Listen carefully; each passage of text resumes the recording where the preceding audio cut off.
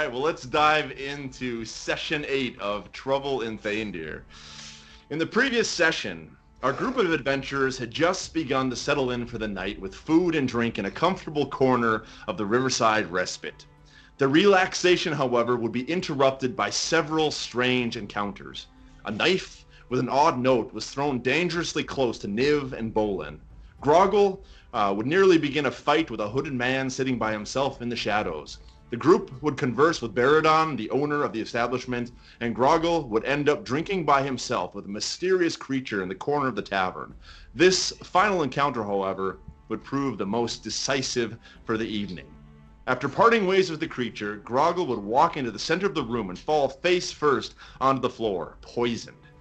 With a response that could not get much more apathetic, the rest of the adventurers would go back to their business, leaving Baradon to clean up the half-orc mess. Kerrhylon, however, sensing something awry with the creature who conversed with Grogil, ran out of the establishment in hot pursuit. He would catch up with the figure, a half-Kenku named Xanu, and grab him by the throat, only to be met by the terrifying charge of the orc fighter Gorlag. After a brief scuffle, Kerrhylon would retreat to the tavern in order to enlist his compatriots in the fight. Once again, however, apathy to the highest degree. not desiring to charge into a fight where they might be outnumbered, Gorlag and Xanu retreated into the darkness. After much conversing, several slaps to the face of the half-paralyzed half-orc, and a good deal of hemming and hawing, the group, minus Grogil, who decided to sleep off the poison, would end up at the front side of a dilapidated warehouse in the square between Upper and Lower Gate Town. Here, the hilarity would continue as the group's only rogue failed miserably at being a rogue, and the group's only wizard would try his hand at song and dance. Meanwhile, back in Grogil's room, Xanu had snuck in with revenge on his mind, only to have his misplaced dagger strikes met by a death-delivering morning star below. Oh, the poetic justice. The group, sensing that they would need the bronze of Grogil, sent a message on a piece of parchment to the half-poisoned half-orc. Despite only understanding one word, Grogil was convinced to follow Sora, where he eventually would arrive and find the group rather directionless. And thus, to get the needle of the compass pointed in the right direction, Grogil decided to pull down his pants and leave a deuce for those inside the warehouse. A deuce whose flowery fragrance Bolin would waft into the building by means of a thaumaturgy cantrip. When you really think about this is just fucking ridiculous. Having picked up on the scent, Gorlag, with a thundering charge, would burst open the door to find Grogil and Bolin standing there. "We're under attack!" he shouts with a deafening voice, raising his great axe high above his head, and with a roar, he drops the axe in a violent strike against Grogil. And with that, gentlemen, let's go ahead and roll initiative with Gorlag getting the first attack. 20. Natural 20. What? I'm kidding. We have disadvantage too. Disadvantage, right? On our initiative rolls? That's right. Oh, okay. 8. 11. Okay, hold on. Where are we on the map you just put up? Where is everybody? We'll get your positions in a We're second. all outside. Okay. This is inside the warehouse. Looks like we're outside on the right. All right, I gotta write this down. Got there. Those guys got that. Okay, and this guy got an 11. Okay. All right. So let's go ahead here. Do we have any 25 to 20s here? No. But wait a minute. We are on the side of the building. We're not rolling. Oh, right. Yes, sorry. You're right. You're not actually in combat. Me and Bolin. Well, I'm in the building. Okay. Because remember, I did sneak in. Okay, Trago, go ahead and roll it as well. I rolled 6. Is 6, my okay. crappy one. Do we have any 20 to 15s? Well, it's me and Bolin. No. I got an 8. What'd you get, Bolin? Okay. I got all right. 11. 11.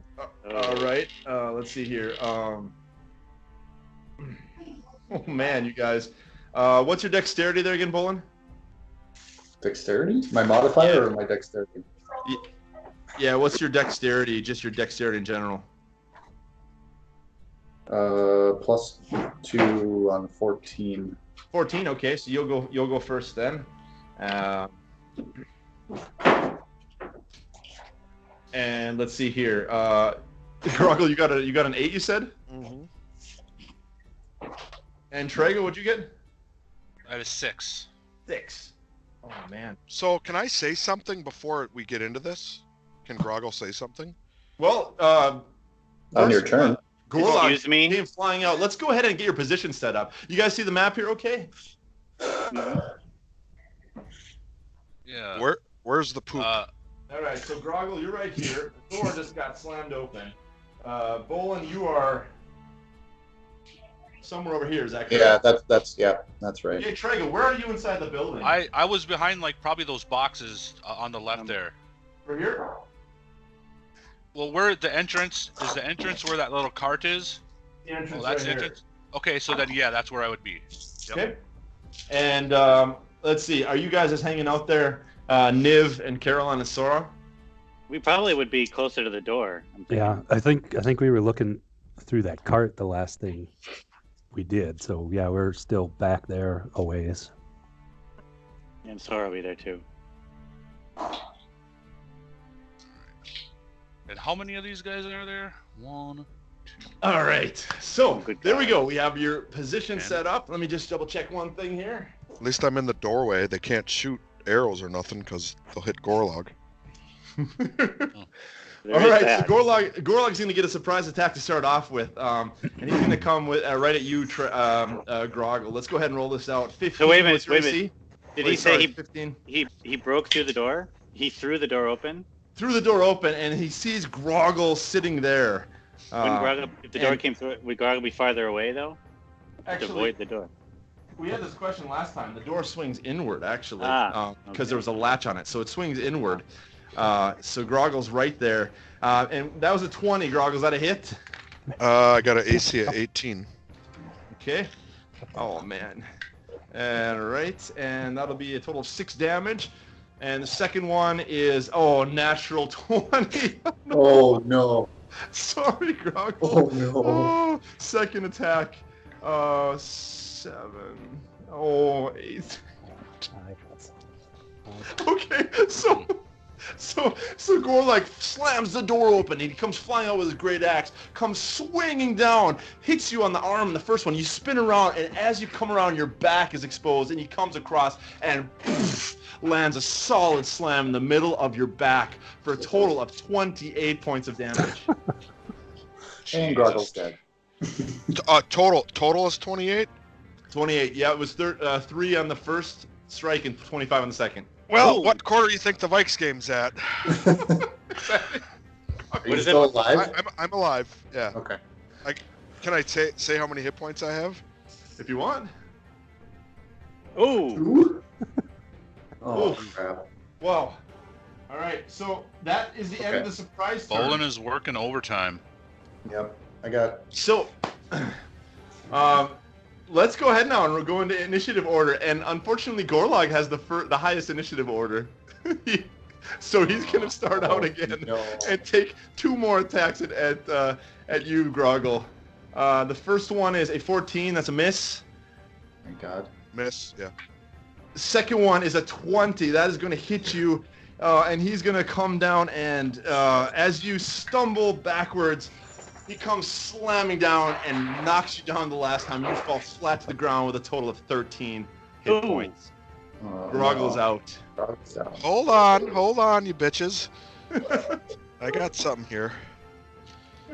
Oh, you have your last second wind or something, right? Did you use it? Let me before? find it. Like you haven't had a long rest. Doesn't matter. Well, you can use it as much as you want. No. You get I didn't. one I haven't time. used it since. So Okay. hold on. Well, let me find it here. Well, while he's doing that, I'm Okay. assuming that Page 72. I've got 1 hit point, guys. All right. So Grogil falls to his knees, and he gets a second wind, and he sort of comes up on his knees and then collapses again, and you can see he's just barely hanging on with 1 hit point. And that brings us next to the orc's turn, inside of here, of the warehouse. So the orcs now, hearing Gorlag scream this, "We're under attack!" and seeing him run out. Initially, let's see, 4 of the guys around the back are going to reach into the center towards the table, and they're going to pull out what looks to be like flares. They're going to light these flares, and each of them is going to throw a flare in each 4 corners of the room to try and get some light in here and illuminate the room because it's completely dark. So 4 of those guys, that's their main action. They're going to do that. The other guys are going to start heading to the door, and we're going to have them. Let's see here. They have a movement of 30 feet. So these 4 guys right here threw they threw their stuff. These 4 guys, we're going to have them slide over here to the door, and slam these doors open. So that door, it's that big? Like it's like a huge like. It's not just a regular door. It's like a huge warehouse door or like a garage door. Yeah, so we got like three big bay doors. Oh shit! So these guys are that does not work to our advantage at all. Oh, yeah. That's not good. Yeah. All right. Wait, Matt, I understand the meaning of your message now. Okay, and so these guys, interesting enough, they have something called aggressive as a bonus action. The orc can move up to its speed towards a hostile creature that it can see. This guy now, Bolin, he is able to move into... Wait, they took their movement. That was their movement. This is a bonus They have action. a bonus action. Oh crap! Better fucking run, dude. All right, Bolin. So these 2 guys now are going to come up to you, and they're going to both surround you on the sides here. And we're going to go ahead and take the first attack on you. The first one misses. The guy swings with his sword and misses it completely. The next guy is going to be, let me see here, 17. That is. That hits, and that'll be a total of 10 damage. So he's going to take a piece of your robe off and actually slide down the side of your side and showing some of your rib cage actually as the blood kind of comes pouring out. Cool. All right. And let's see here, Bolin. It is now your turn. How's it, Bolt? Oh, So what'd you have for initiative? For 11. Okay. Well. Yeah. Dude, you gotta run. Well. If he moves, there's going to be 2 attacks of opportunity. Yeah. There's no chance, though. We have no chance. Unless Okay. you can convince her a spell or something. Yeah. So I'm gonna cast. What's his name? Gorlag. Yep, Gorlag is the big All right. guy right here in the middle. Yep. All right. So this is like a make or break. I'm gonna cast command on Gorlag, Okay. and my 1 word to speak to him is gonna be betray. Betray.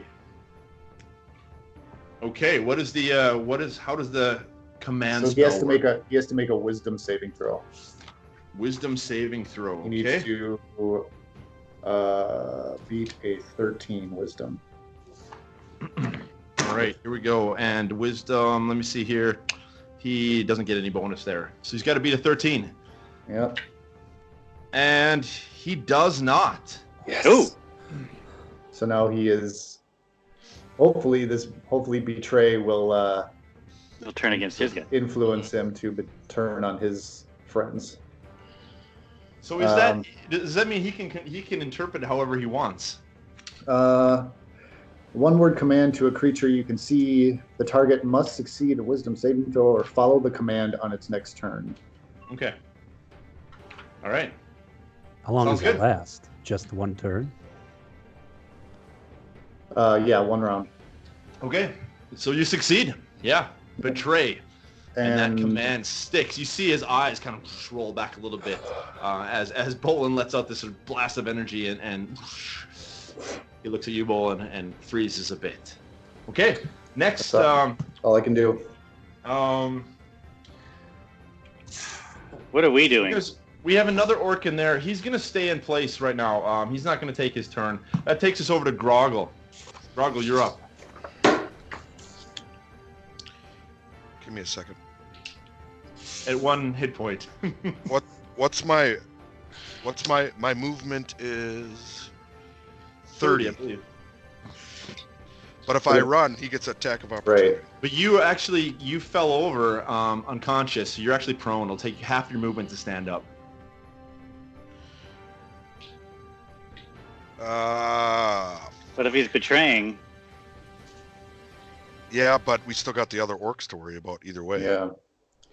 So I'm gonna reach up and I'm gonna say I did it. I did it for you.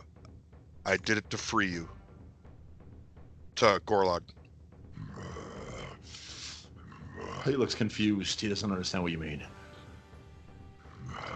The Vidorak Legion. I freed you. Give me a persuasion check with disadvantage.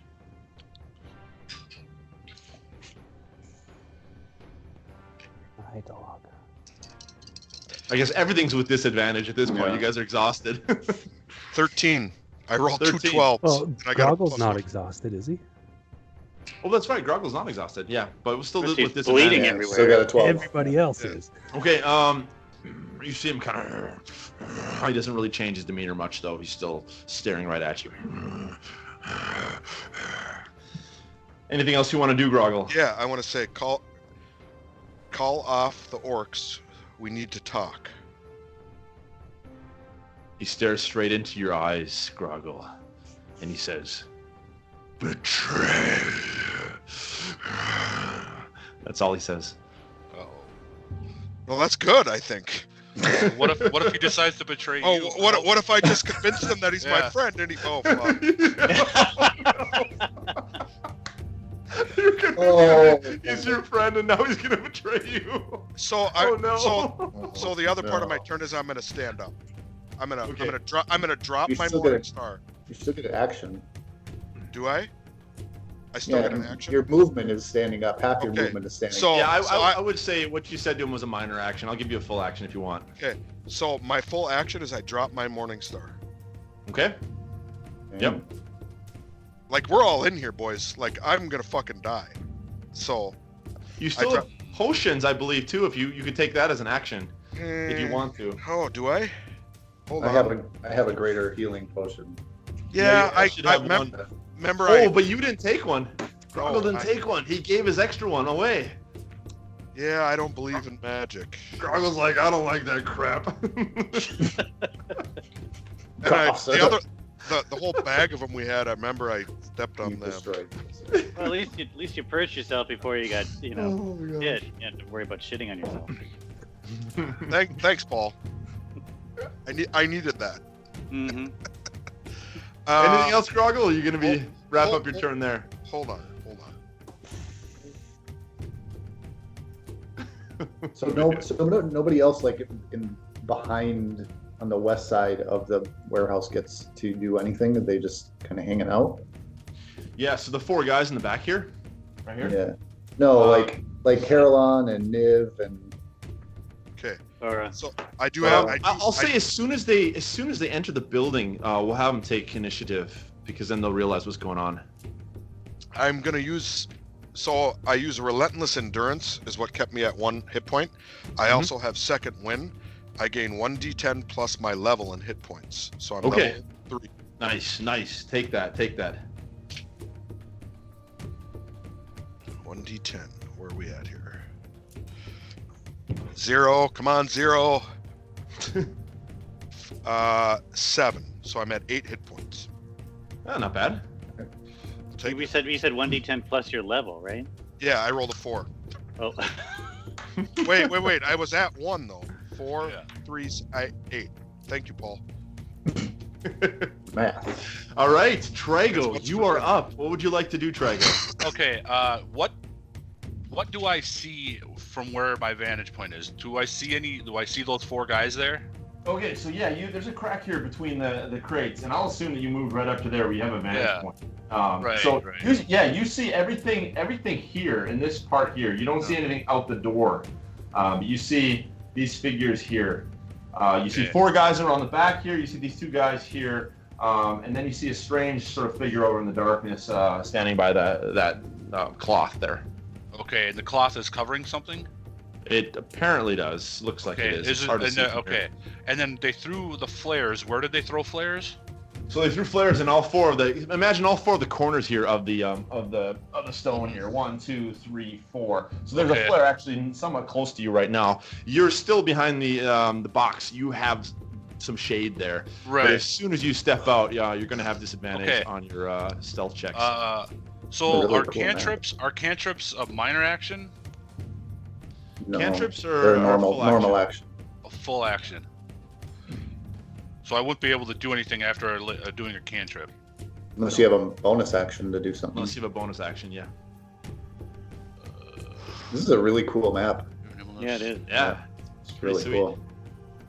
Well, I do get bonus action in combat, but that's like I think it's just movement. But are you in combat? Oh yeah, you are. Yeah, I am. It's my bonus. I just want to double check it. I think it's just movement, isn't it? Chad, you need to think about the overall situation here before you do something stupid. Yeah, I He know. He doesn't know the overall situation though. That's the. Yeah, do Well- I hear like everything going on up front? I'll say this: you heard Gorlag scream out, "We're under attack!" and you heard him run out of the door, slam the doors open, and you heard some some fighting out there. And that's all you could hear.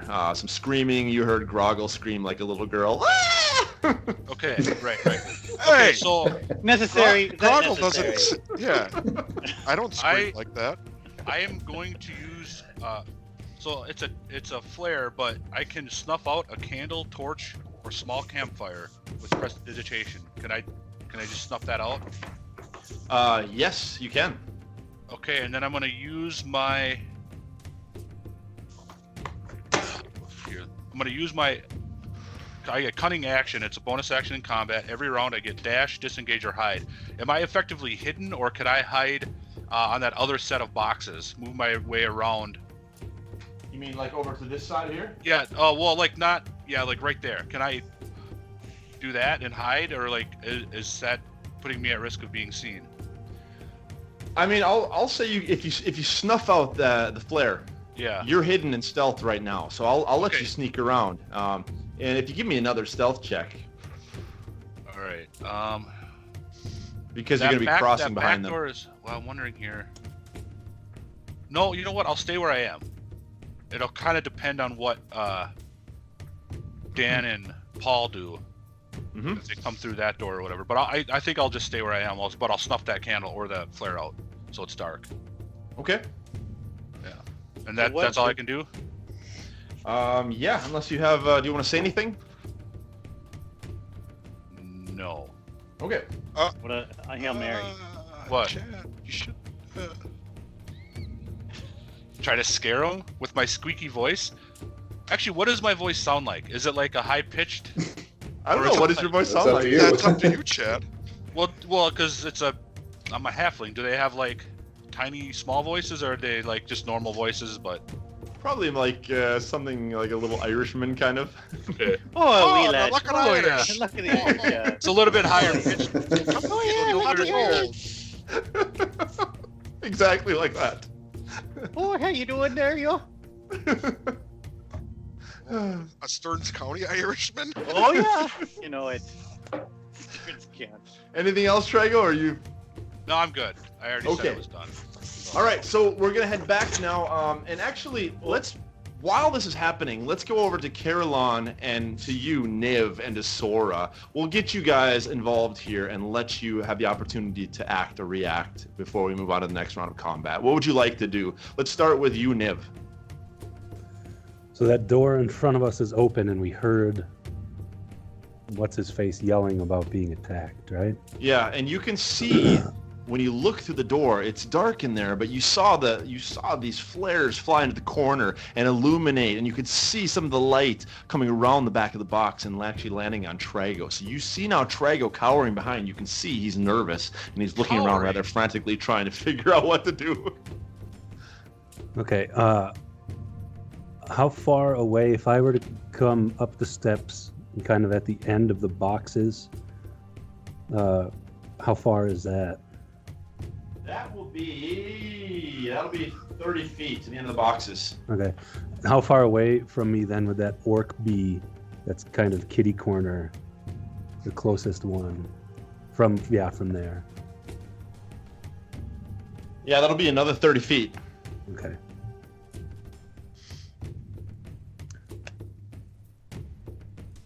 And there's fucking 5 guys in there. Oof. I'm gonna. 1, 2, 3, 4, 5, 6, 7 guys technically still in the building. Well, But you can't around see. that. You can't see yeah. them. Yeah, what you can see Okay. is probably 4 or 5. I'm going to walk inside there, right at the 30 feet, as far as I can get with that 30 feet. Okay. Do you want to give me a stealth check there with disadvantage, or do you want to just run in?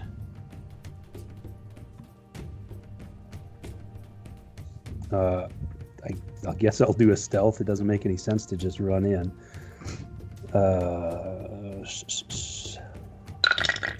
Should distract them because of diversion. That's not too bad. 18.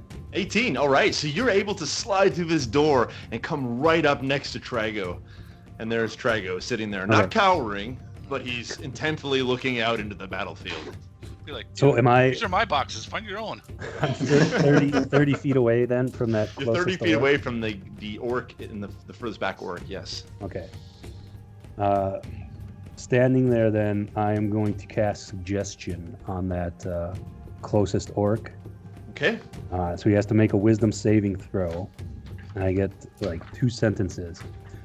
All right. What is your spell DC there? 14, I believe.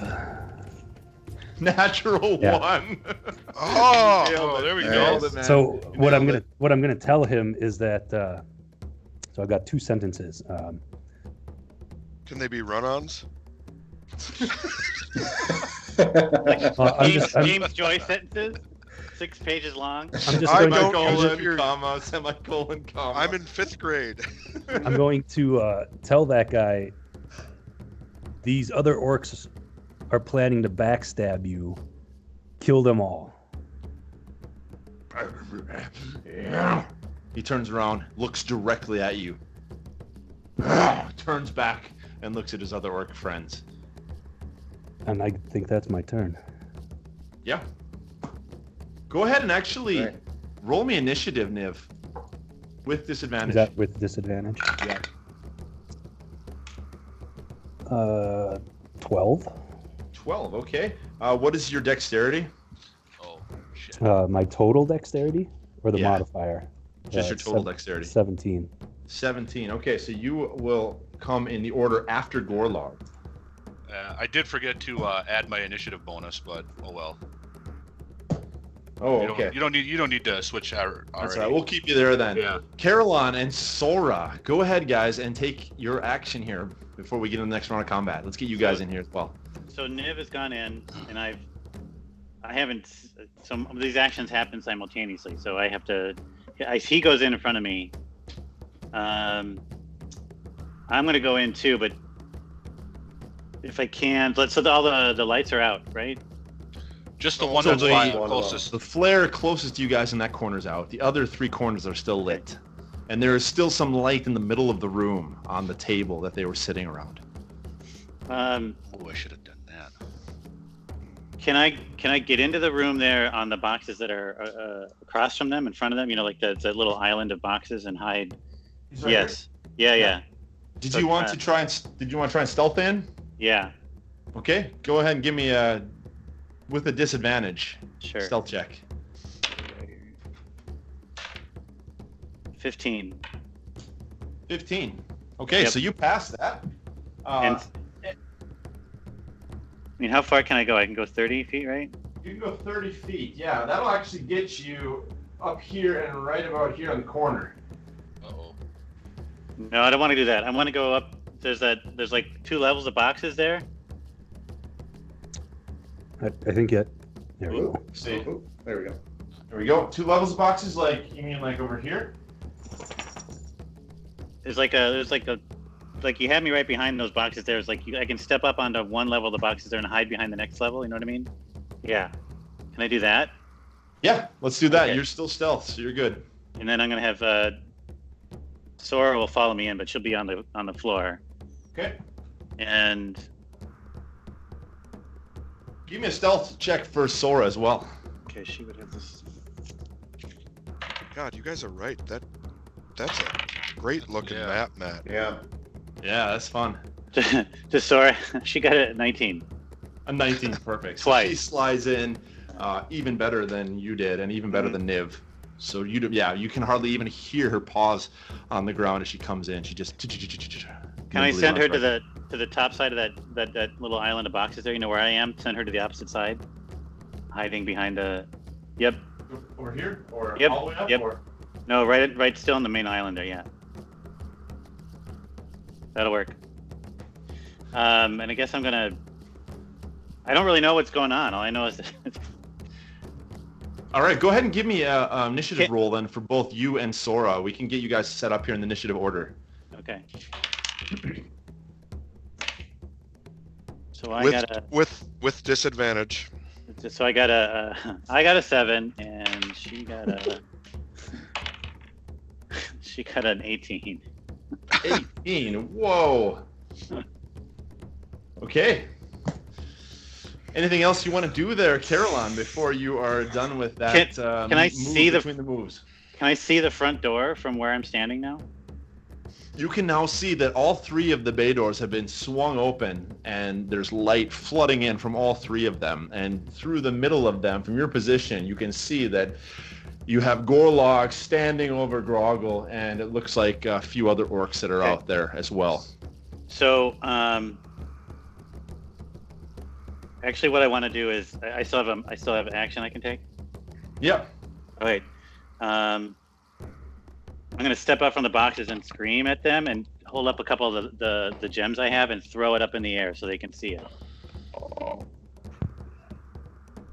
You're gonna throw your gems up into the air, hold them So up in the air. the throw orcs them. see it. Yeah, I'm gonna throw them up in the air so they see the gems spread out across the room, and they're gonna ideally they'll chase after them. Okay. So you throw these gems out there. Not all of them. Ding, ding, ding, ding, ding, ding, ding, ding. And they sort of bounce all over the floor.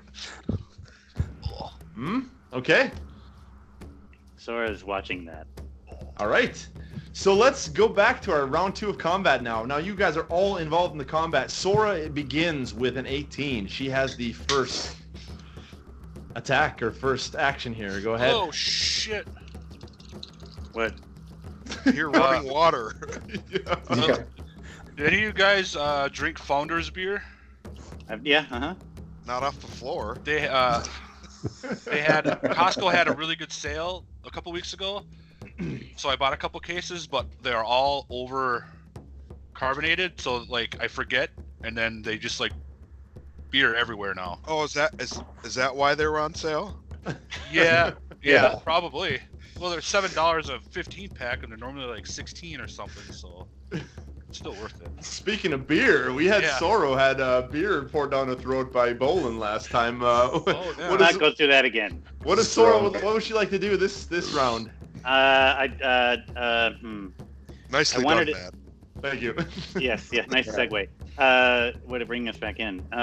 So I wanted the orc that is kind of diagonally to the top right from her. I want her to, if she can, pounce on that guy, knock him to the ground.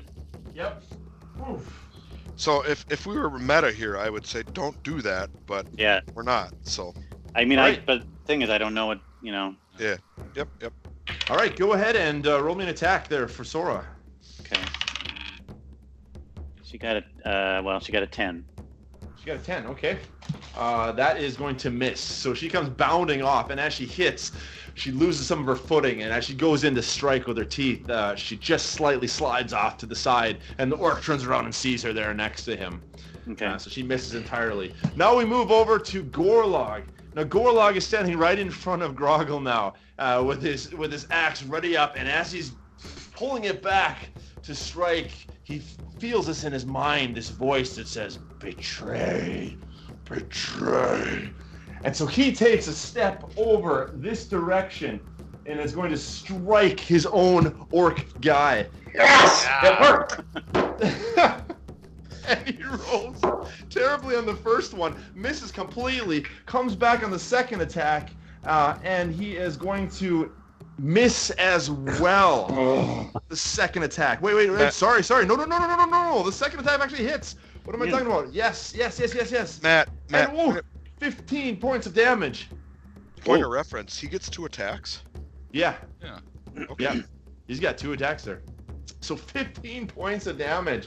And that is off of our first guy. Okay, so he gets struck by Gorlag, and he's totally confused and spins around, and you can see he's really hurting.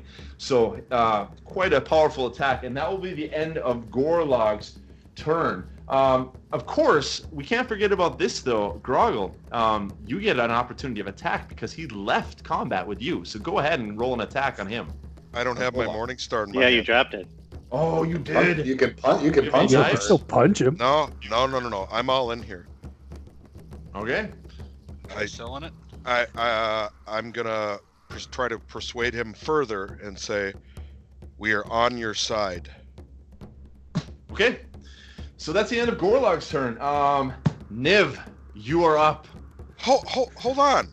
I don't get anything. I don't got a roll or nothing on that. Because I gotta. Is it just an attack of opportunity? Yeah. Just an attack. Yeah. Okay. Right. Never mind. Yep. Attack of opportunity. Yep. So Niv, go ahead. You're up. Boy. Hold on. I want to pick my Morning Star back up. That's. Oh no, I can't do that either. No, It's you not your can't. turn. No, all you got is Yeah, attack of yeah. opportunity. It's not your turn. You're like way down at the bottom. I got a crossbow.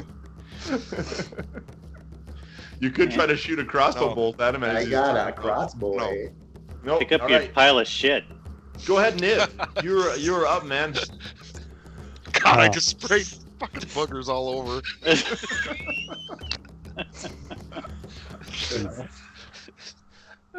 Still steaming, by the way. Yeah. It's only been 6 seconds. Exactly.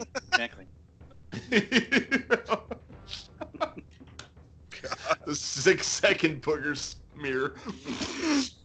Well, the shit is all. Well, No. Yeah. Okay. Can I see all those guys out front that are attacking Eric and Tim? Can I see that from here? No, you can't quite see out the doors. You don't have the right angle there. Okay.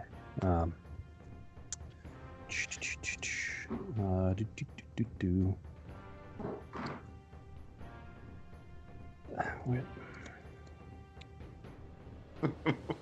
Gosh. 30 feet. Uh, Okay. I'm going to move further to my right there towards that barrel. Yep. Do you want to move your full move? Yeah, I want to stay behind, stay hidden behind that stuff. There you go. There's your full move. Okay, and then I want to cast, see if I can do this, Minor Illusion, and try and sound like Gorlag, and Okay. and yell at these guys, retreat! oh, Oh, beautiful. There we go. All right. Beautiful, Dan. Minor illusion. How does this one work for us? It says, because I have improved Minor Illusion, so it can be a sound or an illusion. So I just like to point out, if you're going to cheat on your dice rolls, right now is a great time to do it. No, it just says Oh, if a great creature idea. uses its action to examine the sound or image, the creature can determine it's an illusion with a successful intelligence check against my spell save. Okay. All right. But I guess it doesn't say anything about me having to roll. And what is the range on that one? 30 feet. 30 feet. So it's Okay. just a intelligence check, or is it spell check? Spell check. Or two guys there.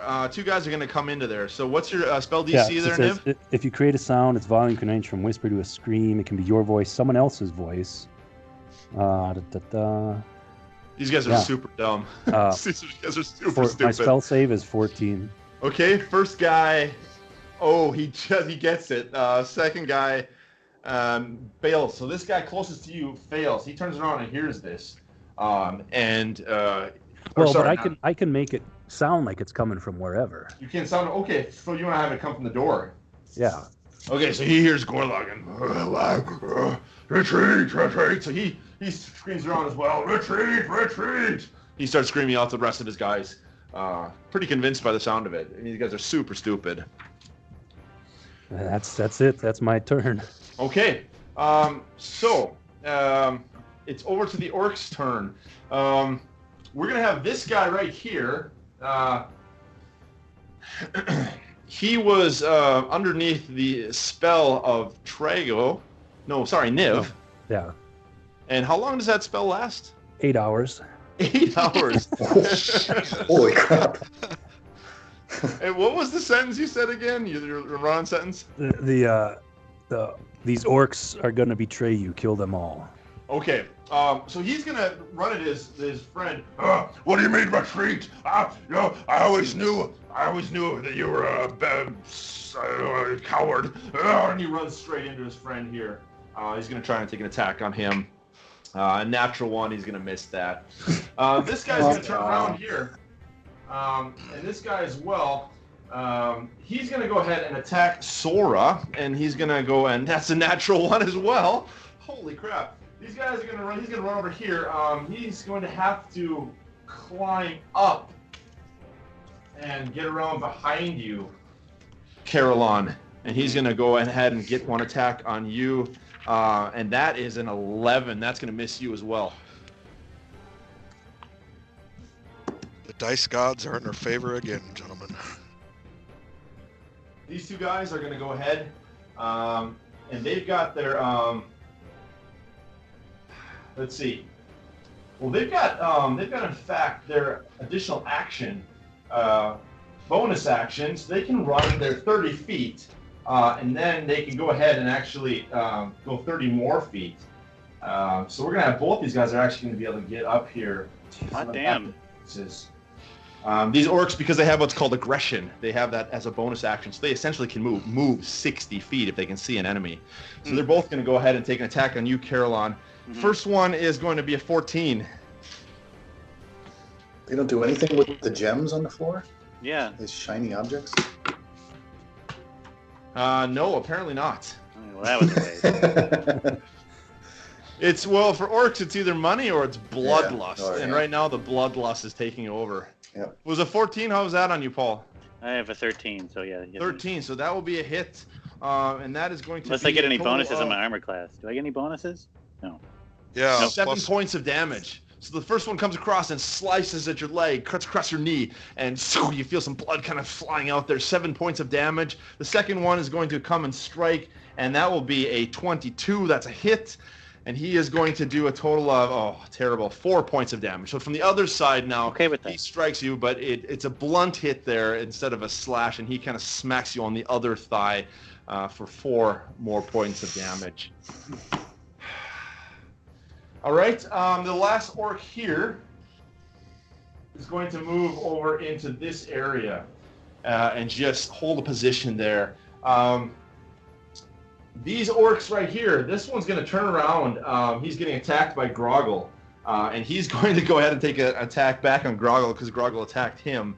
Gorlag? Gorlag. Sorry, Gorlag did. Okay, yeah. Gorlag. Sorry, 14, and that will be a hit, and he's going to do a total of 10 points of damage to Gorlag. Nice. That was a help. This other guy is going to run around here. No.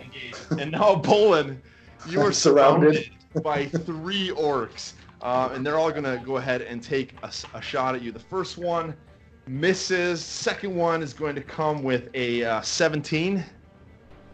That hits, but I will use Warding Flare. Warding Flare, and that takes all damage off? No, that it makes them disadvantage, so they have to roll with disadvantage. Okay. When Can you do that though as a response? It's a reaction, yeah. Okay, as a reaction, as he comes when in. I'm attacked, you can use your reaction to impose disadvantage on the attack roll. And fortunately, you did that because the second roll was a 4, so he's going to miss you there. And It's then all the three of last them, though. guy, the third guy. Oh, is it on all of them? No, just the guy who attacks. Okay. Okay, But I yep. can use it. Okay. I can use it multiple times. Okay, and the last guy's going to go ahead and attack you. That was cocked. 20. Warding flare. Okay. Flare. 12. Missed. Wow. So 3 of these guys You can swarm use that on as much Bola, as just you like. want. No, I can use it as coming much as around. my wisdom modifier, which is +3. So I can use it 3 times. Wow. So these Horrible. guys Yeah. swarm on you, and all 3 of them are slashing like crazy, and you're warding off with warding flare, and you're moving to the side and diving, and they're missing you entirely. So none of them are able to connect with you. Bolin, you're up. Oh, shit. Oh, I wish you had Light of the Dawn. I know, right? When that would come Oh in. man. I'm going to drink my potion of greater healing, Okay. which So that'll is be your action. 4d4 plus 4. So 4, 6, 10, 12, 16 points of healing. 16. Wow. Nice. 44. You rolled 4 4s. I rolled 2 4s and 2 2s plus 4. Oh, +4. Okay. So that's Excellent. 16. Wow, that didn't get much better than that, man. 27. Nice. Anything else you want to do, Bolin? There's nothing else I can do. I can't.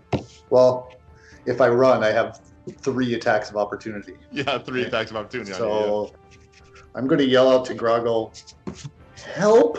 you. Okay, that's the end of Bolin's turn. This guy, actually, I moved him out of turn. I should have moved him now because he has a lower initiative than Bolin. But that brings us over to Grogil. And Grogil, as you turn to face Gorlag and the other orcs, Bolin, you catch out of the corner of your eye, Grogil's eyes roll back into his head again. Oh, You see fucking the A. whites of his eyes, and you see him sort of start to shake and converse. And on his left shoulder, once again, you see this light emanating from underneath his clothing, this bright green light. And he stretches out his hand towards the orcs that are surrounding you and lets out a blast, a magic missile straight from his hand. What? Oh, into the can't I bag have a behind regular you. fucking turn? That was the shit. Yeah. You can take a dump when you have a 7, regular 8, turn. 8 points of damage. To all, All right. So, to all 3 of them? to one of the guys right here. And you can see in his back, he gets these missiles of light come in, and Grogil, your eyes sort of roll back for a second. Do I know this happened? Like, For you, it was completely dark. You have no idea what happened, and you're standing there, kind of dumbfounded, actually. But here's what's Everybody- cool. everybody So it's a picks on normal me. turn. Here's what's Jesus. cool, Grogil. Now you get a normal turn as well. Hold on. Does that have a... Okay, so we have no... That was... We'll get back to that. What's Yeah. Can I do that again? No. My turn will be picking up my Morning Star. Okay. And is that... I got more than that, I guess? I'll give you a minor action. That's pretty easy. You can just sweep it up. Do you want to move and do anything? I want to go towards... So they all took 8 points of damage. This guy right here took just 8 one points of them. back. Just All right, one of them. I'm gonna swing my Morning Star at him. Okay, you move up into him. All right, Go ahead and give with me. disadvantage, right? No, your attack rolls are normal. Okay, cool. Natural 20. Nice! Oh, He's fucking dead nice. because I got You I got got on a critical hit with a melee weapon, roll 1 weapon's damage again, and add this to the damage total. So He's so Yep. dead. So you yeah, basically you roll 2d whatever you roll plus your 2d8 plus my bonus. 2d8 strength plus 7. bonus. 2, He's gonna just disintegrate. Look, 8, 15 points of damage. 15. Yeah. Oh, nice. So you slash this guy across the back, and he actually goes down onto one knee. He's not finished off yet, but he is severely hurting. I So mean, actually, I misread my roll. It was 17. 17. I'm kidding. Okay. Grogil, anything else you want to do? Take a piss on him, maybe. Can I say something? Go for it. I want to tell Gorgal, or whatever his name is. Gorlag. That we were friends. That's all I want to say. We were friends, Gorlag. Or do I want to say that? The betrayal only works for one turn. One round. Yeah. One round. So He's they'll gonna turn back here in a they'll be second. back to normal. Yeah. Oh, frick. No, that's it. I'm Groggle. That's my turn. I'm done. Okay. Grogil's done. I'm All right. Kerrhylon, you are up. What would you like to do? You have 3 guys surrounding you behind you. At this point, you're in combat with 3 orcs. What would you like to do? I'm gonna jump down off the boxes away from them. Okay, they're all going to get an attack of advantage. They all get an attack. Opportunity. They all get attack. Oh, wait a minute. Hold on 1 second then. If you jump down, they all get a chance to strike at you. You can, is it disengage, whatever it's called? You can Like, take a disengage. I think that's your action, though. Yeah. As your action, you can take a disengage. That's a class-specific ability, right? Like, not everybody can do that, right? Everybody No, can do a disengage. everyone Yep, as your But it's main an action. So you could disengage, and that'll let you get out of combat without taking any attacks of opportunity, and then you can still have your full move. So But that would be your action. That would be your action, yeah. Okay. So that's it's a full action. That would be your turn. Yeah. Yeah. So just to refresh you guys, you can attack, cast a spell, dash, disengage, dodge, help, hide, ready, search, or use an object. Those are the actions that you can typically use. So I have, if I have, I am a proficient with 2 small swords. Am I able to kind of swing at 2 of them in one action? Do you have multi-attack? No, I don't think so. No. Okay, then No, you can then just swing with 1. 1 and 1. Well, given who I am, I'm probably going to disengage and move towards where Sora is against that one guy. Okay. At least some distance between us. You want to jump down right next to Sora then? Yep. Okay. And I'll say, the boxes, you're only looking about 6.5, 7 feet. I'll let you do that without any sort of check there. Good, okay. You should be able to handle that. You're not engaged in combat, though. Nope. Okay. Anything else you'd like to do there, Kerrhylon? Nope. I think I'm good for. I'm gonna obviously pull out my short sword, so Okay. I can't attack that guy. So no, that's fine. Short sword is pulled out, and you are ready to go for the next round. Trago, you're up. All right. So the guy that was by the covered tarp that moved down this turn, Yes. do I see him? Let me check your line of sight. No, he's out of your line of Okay. sight right now. So I don't see him anymore. All right. No. So I'm gonna kind of step out from behind these boxes, and I want to shoot my short bow at one of the guys that has his back to me. No, not on top of it. I still want to be in cover. So, is he on top boxes right now? These guys up here? Yeah. Or no, my guy. I still want to be behind. I still want to be behind the boxes. You want to come around on the edge like this, kind of? Well, I guess kind of peek out and take a shot with the short bow. Okay. Yeah, you want to shoot this guy over here? No, I want to shoot one of those guys that was attacking Kerrhylon. Okay, That yeah. guy right there. So Just back what to do me. you say, Matt? Go move him south there. Yeah, right Yeah, there. just like that. I want to be right on the edge there, so I can duck All back right after. Yep. Perfect. So you can, you have a clear shot at that guy. Yep. And is it? So I have to disadvantage, but do I still get my sneak attack? Not in So combat. on your attacks are normal. Oh, But disadvantage yeah. is everything else. Okay. Okay, and then. So do I have advantage on the attack then? Because he doesn't see me, his back is to me. Let's see. I'm just asking if I can sneak attack. Let's see. Sneak attack would be if you were engaged with somebody else, a friendly person, or if you already have advantage. But you don't have advantage here, do you? No. No. So then you wouldn't have it here. But if you would have shot him when he was engaged with Kerrhylon, then you would have had sneak attack. Okay, because he disengaged. All right. So Yeah. being behind somebody doesn't give you automatic sneak attack. No, that's correct. Okay. All right. So I'm gonna sneak attack. 18 plus what's my short bow? Plus 6. 24. Hit. Go ahead and roll damage. 6 plus 4. Fucking 5. God damn it. Hey, it's something, man. I rolled a 1 plus 4. Son of a bitch. And then I'm going to kind of, as my bonus move, I'm going to kind of move back a little bit more and cover. Okay. Like another couple feet, like duck down again and hide. Yeah, I'll hide. I'm going to hide. All right, give me a stealth check there with disadvantage. See if you can actually get back hiding. Because you just shot him, so he knows there's something happening over there. Is that 11? Well, it's a 17 and a 12. So 12. Is that my plus dex bonus? Yeah. So 16. Yes, okay. Good enough. Yep, you're hiding again. All right. Excellent. All right, end of the round. Yep. Heading up to Sora now. Sora's turn. She's currently in combat with that orc over there. What would she like to do? She's gonna jump on him again. Try to at least knock him over. Okay, go ahead and give me an attack roll. 16. Hit. Roll damage.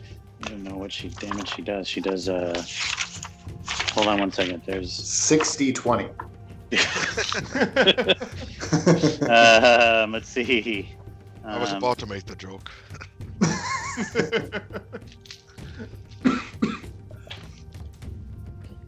The wolf has an advantage on attack rolls against the creature if at least. Oh, no, it doesn't have any. It's pack with it. I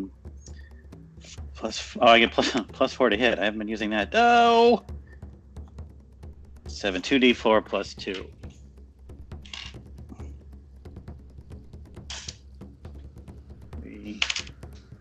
Nine points. 9 points. Okay, great. Oh, good. Okay, so Sora has a pretty strong, sharp teeth. She comes slamming in and grabs him by the shoulder and tears a chunk of flesh off of his shoulder. And he drops his right arm down, and his spear comes down a little bit. And there's this blood and sweat dripping from his mouth as he stands up and looks back at Sora. That was a good attack, though. Yeah, she does all right from time to time when she's not drunk. Anything else she wants to do? I mean, she can attack him, but she can't. So I mean, just maybe she can stand on him, but she's not that heavy. No. So I guess she goes back at him. I mean, whatever she would attack him, and then. Okay. Yep. And takes a position of being ready to go at him again. Mm-hmm.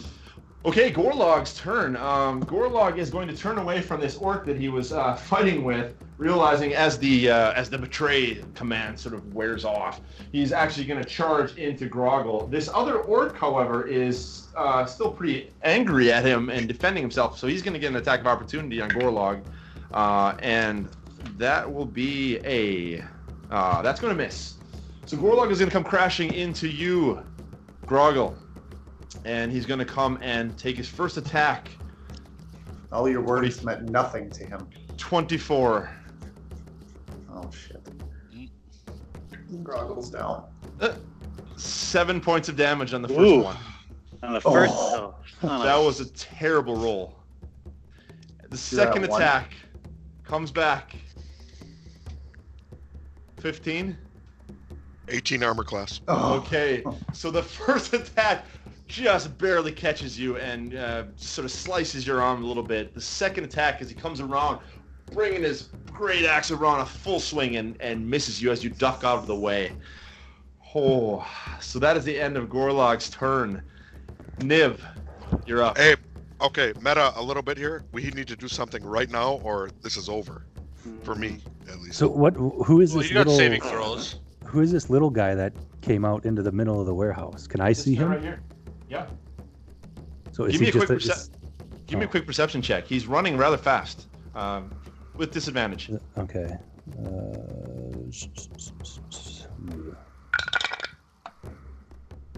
Both ones. So Wow. You see a green blur, and that's it, man. Snake eyes. wow. Double ones. So And you really don't know. I can see what's going on out front, and I can see that Grogil just got his shit pushed in again. Yeah, so you have a line of sight actually through that other open door here on the side. So you can see what's going on, and it doesn't look good. There's 4 orcs and Grogil out there, and Gorlag out there. So there are 3 orcs. One of them is prone. The 4th one is prone, and then you have Gorlag. Yeah. Ugh. Man, that is not much. How far away are those guys out front from me? Oh, let's see here. They're going to be, the Gorlag is going to be 60 feet away. Okay, I don't think that's gonna work then. You can move up 30 feet. Yeah, what I want to do though only has a 15-foot range. Mm. You shouldn't have said that. Matt hasn't read the rule book. So, okay, I guess what I'm gonna do is, seeing how bad things are going out there, I'm going to cast Minor Illusion again. Are those guys that were attacking Kerrhylon, are they within 30 feet? These guys up here, you mean? Yeah. They are actually 35 feet away. Okay. So how, I guess my question then is, on Minor Illusion, it says range is 30 feet. Does that mean where I can make the spell, the illusion, 30 feet away, and anyone can see it, or the people I want to see it have to be 30 feet? That's how I would interpret it. That's a good question. I think you can cast it within 30 feet of yourself. Range within 30 feet. You can create an image or object such as a chair. That must be no larger than.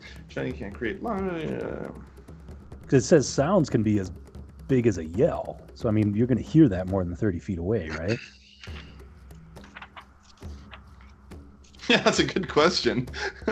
Yeah, even I. Yeah, but you can like pinpoint where the sound originates from within 30 feet of yourself. But then, how far does the sound emanate from that point? So, I mean, the That's first sentence is you create a sound or an image of an object within range that lasts for the duration. So within 30 feet, you can create a sound or an image. Yeah. And I mean, how far does sound typically travel? Yeah, that's a good That's question. GM's interpretation. Yeah. Yeah. So I guess what I'm going to do is I'll just go with it. Though I'm going to make it sound again like Gorlag is yelling for a retreat. The guards are here, retreat, and try and make like a sound of people marching, sort of coming to try and Can get you do both of those things at once? Yeah. Yeah. Well, I don't want to make the image, just the sound. Just the sound. Can you do both Gorlag's voice and the troops? I don't know. It just says I can make a sound. Create a sound. So it's technically 2 sounds. I'll give you one or the other. Okay, I'll just do the Gorlag yelling that the guards are here and retreat. Retreat. Okay. 30 feet out. You want to just drop it somewhere here in the middle of these guys? Yeah, because I want those guys in the back trying to convince them that Gorlag is telling them to run away. Okay, so I'll say, I mean, these guys are in combat, and these guys are in combat. They won't be too effective. These guys, though, those 3, we'll say it has an effect on those 3 for sure. Okay, and then I'm going to move. I don't really want to get out in front of anything. Can I just kind of hide, move to my right and hide behind the door, sort of thing there? Kind of right over here? Yeah. Absolutely. Yeah. And so your sound, go ahead and make your sound. They need to take a. It was intelligence check. If they The creature can determine it is an illusion with a successful investigation check against my spell save DC. Okay. If it discerns the illusion, it becomes faint. What is your spell save again? 14. 14. All right. So the first guy, he detects it. The second guy doesn't in the middle, and the third guy doesn't as either. So the two guys look a little confused, and they look over at the other guy, and he says, "Oh, no, that's not right. That doesn't sound like Gorlag." And the other two are still a bit confused, and they're gonna go ahead. Hold on a second here. Okay. So I'll just leave it at that for now. We'll act on their turn. Anything else you want to do now? No, that's my turn. Okay, so the orc's turn. We're going to have to go ahead, and this guy's going to stand up, and he's going to turn back to you, Grogil. We're going to have, these two are actually going to be fighting each other, because they now have this sort of bloodlust with each other. Because once you get orcs attacking each other, they just keep going. You know, they really don't care for their own types. Yeah. Does Eric get an attack of opportunity when that guy's standing up? From prone to standing up, no. Okay. No, it's only when you leave. Yeah. Okay. All right. So these two are going to go ahead and attack. The first one is going to hit. He's going to do 14 damage on his own guy. Wow. Nice. Let's recruit that guy. Holy cow. I thought that was me. Wow. And so the other guy's going to come back, and he's going to miss. So the first guy gets this square slash on his friend, and his blood starts flying out, and that was a massive hit on him. We're going to have this guy, seeing Kerrhylon. We're actually going to keep him on Sora. So he's going to go ahead and take an attack on Sora. But he's on the ground because she jumped on him, right?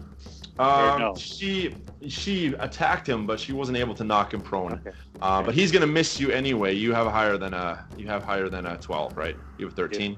Mm-hmm. Yeah. So he's gonna miss you there. These two guys here, I'm gonna give them a quick roll here to see. First guy's fine. Second guy's fine. So they're come out of their confusion. And they end up listening to the first guy, and they're going to go ahead. All of them are going to drop down behind you, Kerrhylon. So all three of them running down. 1, 2. He fell. He can't get up. And they're going to go ahead and take attacks on you, Kerrhylon. The first guy coming at you. In their action, they get to kind of shake off the illusion and jump down and then attack me in one action. So I rolled to see if the illusion was if the deception worked for them, and it didn't. Okay. So they snap out of it and run back straight down. First guy misses. Second guy with a 3 misses. The last guy comes across with an 18. That is a hit, and he's going to do a total of 14 damage. Okay. That tells me what I'm going to do next. Crap. All right. So those are those guys. Let's run back here to the front. We have one orc is going to strike on you, Grogil. He's going to come and he's going to miss. This other guy right here, he's going to swing around here to you, Bolin. 3 guys on you now. He's not going after Grogil anymore? Or, Please don't. I mean, what's the big guy? Gorlag. Sorry, he was attacking Gorlag already. I'm sorry, You're right. He already took his attack on Gorlag. So we have 2 attacks on you, Bolin. First one is going to be a 17. That hits. Okay, and a total of 11 damage. Okay. Next one comes across 13. Oh, sorry. 13 plus his attack bonus, which is an action 18. That's a hit. Warding flare. Warding flare, okay? Last one. And he rolls a 2, so Nice. that was successful. You flare it in front of his face. He gets confused and can't see. It swings to the side of you, misses completely. So that is the end of the orc's turn. Bolin, you're up. All right. Holy crap, you guys. Oh, boy. Well, how far away are those barrels that are to the... Yep, how far away are those? Those barrels. Just out of curiosity. They are going to be a little over 20 feet, 22 feet away. That's not good. Can't you move part way and take an action? No, because Attack of they'll get attack opportunity. opportunity on me unless I disengage, and that. Kind of negates everything. So we can either retreat or we can fight. How many hit points you got left? 16. Oh, well, fight. All right. Oh, man. Well, all right, fuck it, let's go. Hey, we got Sora in the picture. That's there. right. There she is. All right. If I were to use Burning Hands, creates a cone of flame 15 feet away. If I want to aim it directly west, will it hit all three of those orcs, including whatever his name is? Gargantua, Gorlag. Gorlag. See, you want to do a cone? Yeah. Will it hit all three of them? A cone, which would be a 90 degree cone, right? Essentially. Yeah. I don't want to hit Grogil, obviously, but I want to hit everybody yet that I can, as many people as possible. Yep, you can hit all three. Okay. All three. Yep, totally. So I will use burning Hands. Each creature. What? You're gonna hit me though too. No, I'm not. I made sure I'm not. Each creature in a 15-foot cone must make a dexterity saving throw. If you succeed, you just take half damage. All right, so let's do these two guys right here, and let me see here. Okay, first one is a 13. My spell save is a 13. 13. So I'll give it to you. Next guy behind him, he gets a 4, so he fails as well. And then Gorlag is going to go ahead and he will roll a 6. So all three of them fail. All right, so they take 11 points of damage. Okay, Each? not bad. Each. Yep. That's nice. So here you go. We get this flaming template here. And if those barrels were 15 feet close, then they would all be on fire. But they're not. No. What about that? No, it doesn't matter. That barrel or that little box that's to the right north. Yeah, is that 15 feet away? That was the door. Oh, okay. Yeah. That opened inward. I had it placed in the wrong position there. Okay, not bad though, Bolin. And yeah, that's all I can do. Okay, moving on next to this guy's turn. So this little guy, he's a shorter guy. Bolin, you now have a pretty decent view of him. As he turns around like this and starts heading towards the door, you see actually that he has these 2 small drums that he's holding, and he's got feathers off the back of his head, and he's got sort of tattoos of some tribal art moving all across his body. And you immediately, Bolin, from your small studies, recognize him as an orc shaman. And he comes closer to this gap, seeing all of his friends in combat with you guys.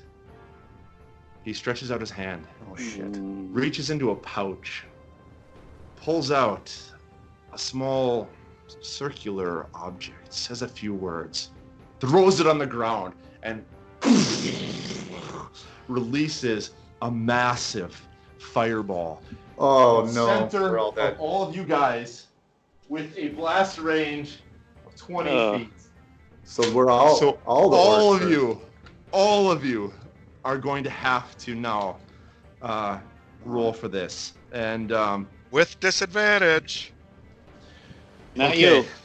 So each creature in a 20-foot radius sphere must make a dexterity saving throw. So you'll need to take a dexterity saving 20-foot throw. Radius? Yeah. So from a 40-foot diameter. Sphere? Jesus. He sets a point out there, and then it flies outward. Wouldn't it hit him too? No, he's No. far But it's going to enough hit away. all the orcs, which is It's gonna good. hit all the orcs and all the rest of you guys at once, though. So go ahead and give me a dexterity saving throw. So, Matt, am I on at disadvantage or not? Because No. Okay. But all the rest of us are, right? Bolin, you're at disadvantage. Okay. 14 and a 15. So 14 and a wait, no. So 16. 16. all right, man. boys, my participation in this game counts on this roll. Big, this is it, right? Well, you only have 1 hit point left anyway. You're going to take half damage whether you succeed or fail. Oh, then I'm dead. Okay, Bolin, you're going to pass. Let me do for Gorgil. Gorgil, he fails. That orc fails. That orc passes to the east of you. That orc fails, and that orc fails. So there's only Good. this is the only orc that passed, and you passed. So the two Nice. of you pass. Everyone else fails. Holy moly! Okay, They're going to die. I gotta roll this out, guys. 1, 2. Not Gorgil. Gorgil's Not got. Gorgil, but 3 of the other orcs. Oh are gonna yeah, die. for sure, dude. They're almost dead anyway. Aren't That's a you lot still of going to want dice. to roll, Eric? That's Because a lot of dice that you just isn't rolled. there something if you like take your max hit points when you're unconscious, you just automatically die? It's like a 50-50 roll. 10 or So you not- probably want to roll anyways. Okay, so what do D20 I gotta? top or What I gotta roll? A 20. You got to roll. You're 11 or better on a D20. But I have 1 hit. Well, that's a Yeah. death saving throw. That's not Yeah. on this turn. That'll be his next turn when he falls. After he falls. Okay, holy cow. So here's what happens. Oh my god.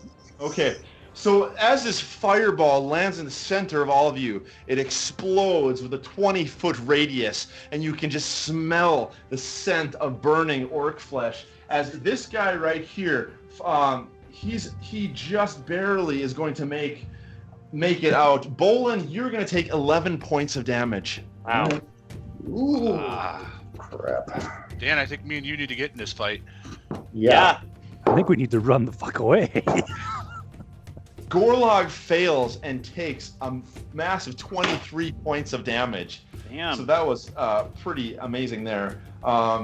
This orc is totally set on fire, ablaze, and he is gone. Just totally burns up. This guy as well, gone. Totally burns up. And this guy right here as well, gone. And Nice. Grogil, you fall to your knees and The fall other to your guy's still face. alive. The other orc next to me. The other orc is alive? still alive. He made his Okay. save. Yeah, so he's Okay. he's just barely hanging on. He only took 11 points then? Yeah. He only took 11 He's points of almost- damage. almost dead. Shit. I'm almost dead. Whew. Hey, Grogil, thanks for joining the fight, you fuckers. Grogil, we skip your turn because you're currently Dead. you're out. No, he's But going you to need take to take a death throw. save. Go ahead and roll me a d20. So what do I gotta roll? A 10 or d20. higher. Oh, 10 or higher, yeah. on a death save? Really? That's it? 50-50. So you get 3 chances. You get Okay, so do I get a bonus on that? Do any of my No. 9? 9. Okay, mark 1 death, 1 failure. 1 failed. Out 3 of 3. fails and you're dead. Not even be able to be resurrected, or this is part of that? Like I gotta Well, pass just to be able to be resurrected. You guys don't have the money required to actually do any Yeah, we sort of do. resurrection. You feel like 100 platinum. Fucking Well, dagger in the eye will do We'll it. see. We'll see. Grogil, your turn is done with your death fail. Kerrhylon, you are up. All right, I'm going to take I have a potion of greater healing. Okay. I'm going to do that, which is... Could have used that. Well, I got to use it now. For the 4d4. 4, 5, 9. Ooh, 13. So 17 I get. Nice. Excellent.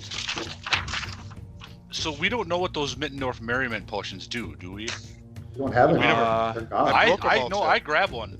I Yes. grabbed one. Trago has 1 left. I took one. I have it in my notes that I have one. You haven't taken any damage. What the fuck are you worried about? Drago has one. I don't know. So is that the I'm only thing I playing can do? as Is a rogue. the only thing I can do is take the potion, right?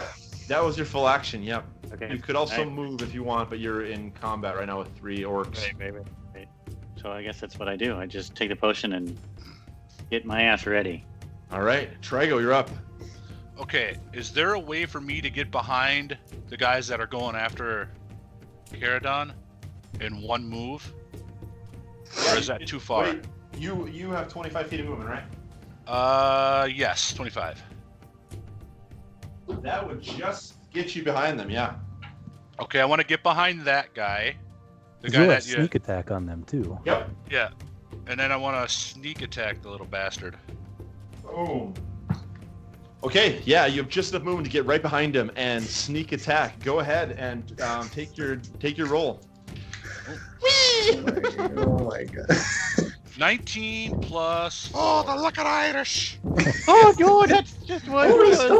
Wait, 19 plus 6, so 25. Hit. Whoa. Yeah, you got it. You got it. 36 plus 4. 8. 8 points of Roll, damage. Chad. Okay. No, wait, hold on. I was wrong here. My rapier is 1d8. Okay. I rolled 2d6. All right. So 1d8. So I'll take that bonus, and then that would be. Luckily enough, it's the same damage. 8 damage. 8 damage. Okay. All right. So, and you get your sneak attack damage as well. Yep, I get my. It's 1d8 plus 4, plus my sneak attack. I rolled a 3 and a 1, plus 3 and a 2 plus 4, or whatever. It was 8. Okay. 8 5 damage. plus 4 is 9. Yeah. Well, the original roll was 8. I re-rolled the higher die of this d6 that I rolled, and it was the same. It was 3. So Okay. it's the same. Okay. 8 total. That includes your sneak attack. Yep. Seems It was kinda- really bad rolls, a 1 and a 3. It was really total rolls. All right. So you still are able to bring your knife around and able to Yeah. catch him in the small of the back, and he sort of jerks back a little bit. So you're able to do something there. Yeah. Sora's turn. You're up. She's going after well- the same guy. Hold on, I got one question. Is there any advantage to me disengaging because I got it as a bonus act? My bonus action. Would there could, be any yeah. kind of pull back a little bit, or would it just be like him? He could still just turn around and run at me and attack me, right? There's no real advantage to me disengaging. Well, it gets him off of Kerrhylon Mm-hmm. if he follows you. Yeah, you know up what? to I'll you, do Trevor. that. I'll disengage, try to like pull back a little bit, just kind of like behind me. Okay. You don't have a whole lot of movement left. So like I'll whatever attack and then kind of step back a little bit. Okay. Trying Perfect. to Yeah. get him to come at me. You take a step back about Yeah. 5 feet and get your daggers ready. As Kerrhylon takes his turn, go ahead. Well, it's Sora. Or Sora, sorry. We're up to the top of the round. Round 5, guys. Ooh. All right, she got a 17. Yes, hit. What does she do? What damage does she do? She does 2d4 plus 2. 3. So 6. 6, nice. So once again, comes back and bites again. This guy, he's not able to deflect her with his shield, and so she comes right through, grabs him by the chest, and takes another chunk out of his orc flesh. Now he's bleeding quite profusely. He's quite bloodied at this point. So Sora's really doing a good number on him. Gorlag, his turn. Oh crap, he's going after me. Coming over to you, Bolin. Shit. Gorlag. Natural 1. First attack is a 22. That's a hit. Yeah. Yeah. But he Yeah. only did he only did 5 points of damage on the first one. Damn. That's enough. That's Oof. enough. I was at 5. 0. I'm down. So he comes, just barely catches you, but that's just enough to swipe you across the face as you fall down unconscious. Blood starting to trickle out of your mouth onto the cobblestones, joining into a nice pool with the bloody mess that used to be Grogil. Tim, Mike's game still on? It's almost over. Grogil, 10 minutes to force. the rest of his movement to come back into the door here. And that'll be the end of his turn. Niv, you're up. Oh boy. How far away from Grogil am I now? From Grogil or Gorlag? Run. Grogil. From Run. Grogil. Grogil, you are 35 feet. You got to get away, dude. You got to get 35 away. feet from Run. Run. And just And, bury wow, me those guys are way beneath the far away. peppercorn tree. Where the red fern grows.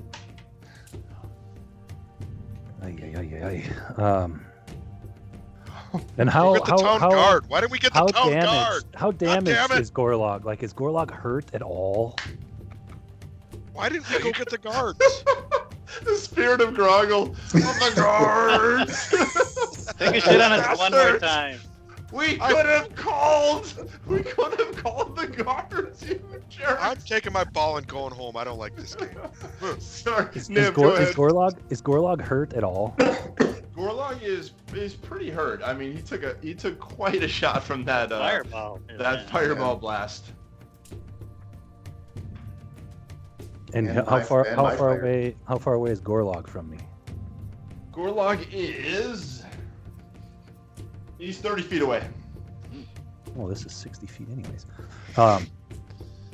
Okay, I am going to hightail it out that door. As close, Just go right here. yeah. Yep. And just kind of straight east. Okay. And then I am going to cast Ray of Sickness at Gorlag. Okay. You got a sham in there too, though. Probably just heal Okay, him Ray right of up. Sickness. Ray of Sickness, go ahead. So this is not with disadvantage? No, not on your spells. No, attacks and spells are fine. It's only ability rolls. Wait, can you? 19. 19, yeah, you hit him.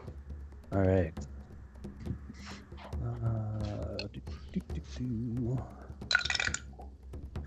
A whole 5 points of poison damage, 5 points of poison damage. and he has to okay. make a Constitution saving throw.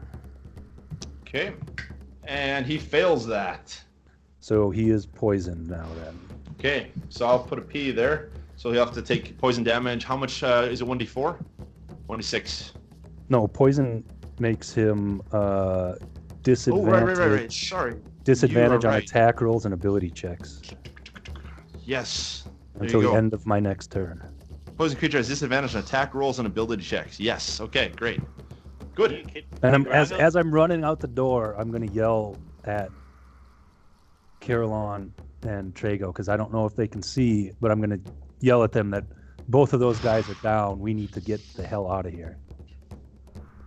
And then I'm gonna run like a little bitch. Okay. So you've used up all of your movement, so that's where you're gonna have to end there. That's the end of Niv's turn. The orc's turn now. We're gonna have this orc turn around, and he's gonna charge into you, Niv, and try to cut you off as you're running away. These orcs, let me roll for those guys. Okay, he's fine. That guy isn't. So this guy's fine. He's gonna come around to you, Trago. This guy's gonna take an attack of opportunity on his buddy. Well, he's gonna and stop. he misses. He's gonna stop fighting, even with the suggestion spell. This guy is, yeah. This guy isn't. So he passed his roll, but he got an attack of opportunity and he missed. So that means we got attacks here. Let's go ahead and take that guy first. We'll work here with Trago. Attacking you, Trago, and a natural one. He's gonna miss. Kerrhylon, we've got 3 orcs on you. So- The first one. Does he get to do that though? Yeah, he probably gets a roll every turn. It's an 8-hour duration. But he's got to Was it roll this every guy or turn. This guy. It was this guy, huh? Yeah. Okay, sorry. Yeah, it was sorry. him. This guy sticks here. He gets attack opportunity on him, on Trago, but he missed. There was only one guy, right? Yeah. That at the command. Yeah. Okay. Yeah. This guy. Right Then I here. was out of spell slots. Okay. There we go. Yep. There we go. Kerrhylon, you got 3 guys on you. The first guy misses. Second guy is a 17. Wait, did one of them turn towards Trago when he hit him? The Yeah. guy. The other guy here, yeah. No, No, guy. the guy I attacked. Yeah. Yeah. Yeah. This guy. Yep. That guy here. Yep. Yep. So now I only have 2 guys on me. Well, that one hasn't gone yet. He hasn't left the combat, yeah. Okay. He turned back to attack you, Kerrhylon, and he missed. Second guy, though, he gets a 17. Yep. And he does a total of 5 points of damage. Okay.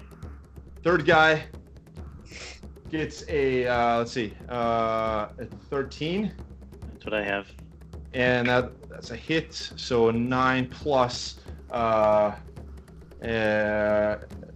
points of damage there. Damn, really? Okay. And the last guy is going to attack Sora there, and he is going to go run, and he's going to have a 15. What's Sora's AC?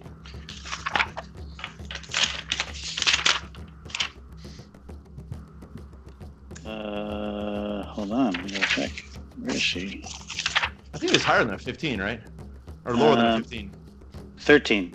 13, okay. So he's going to do also a total of 12 damage to Sora. Oh no. Whew. Oh, Sora. We're gonna wipe. Yeah, she's... Holy crow. Okay. Running over here to Niv. This guy's running over to you, and he's going to 21. That's going to hit you. Yep. And he does a total of 13 Ooh. damage. Comes slicing right at you, catches you right across the neck and down to the chest. So your skin kind of runs open out inside of your armor. 13 points of damage. That is the end of the orc turn. Bolin, you Death need to save? give us a death save. 6. So that's a fail. Okay. Oh, I'm so sorry to do this, guys. I gotta stay consistent with the guys though. The shaman's gonna turn around. He's got one more fireball spell. Oh fuck! That's everyone. He has 2 total. He's gonna drop it right here. Matt, it's gonna be Mother. a lonely game with you and Dan. Dan, you gotta avenge us. Well, I'm at 4 hit points, and there's a guy attacking my ass. He's almost dead. Your guy is almost dead though, Dan. So let's start out with Kerrhylon. You need to give me a dexterity save. That's all right. Let's see. Oh. I got a 14. Oh, I'm you gotta sorry. roll I'm sorry. disadvantage. No, I'm sorry. I got a 15 because I have a third. It's a 14 total. That's what it is. Yeah, but did you roll 14. disadvantage? Yes, I rolled disadvantage. Yep. Okay. And go ahead for Sora. Give her a dexterity save. Oh, she got a 1. Okay, so Sora fails. You said you had a 14? Yep. Yeah. Sorry, you fail as well. Just barely. Let's do the rest of these orcs. First guy here, he passes. Next guy passes. Trago, you need to also roll. Disadvantage, right? Yep. Yeah, you guys are exhausted. What do I have to beat? DC 15. I did not. Okay, so you fail. Other orc passes. Orc back here fails.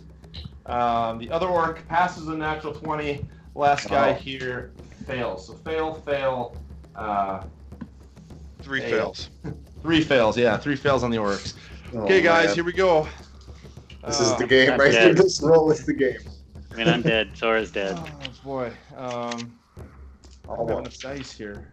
What the I heck? don't have enough dice. Well, that's always a good sign. All over some wafted poop. Right? Oh, I'll just add another one here. 6 plus 5. Okay. 10, 20. Oh fuck, they're all dead, Matt. 26, Yeah, 27, yeah. 28. 28 points of damage for people who didn't pass. That's more than I 14 for have. people who passed.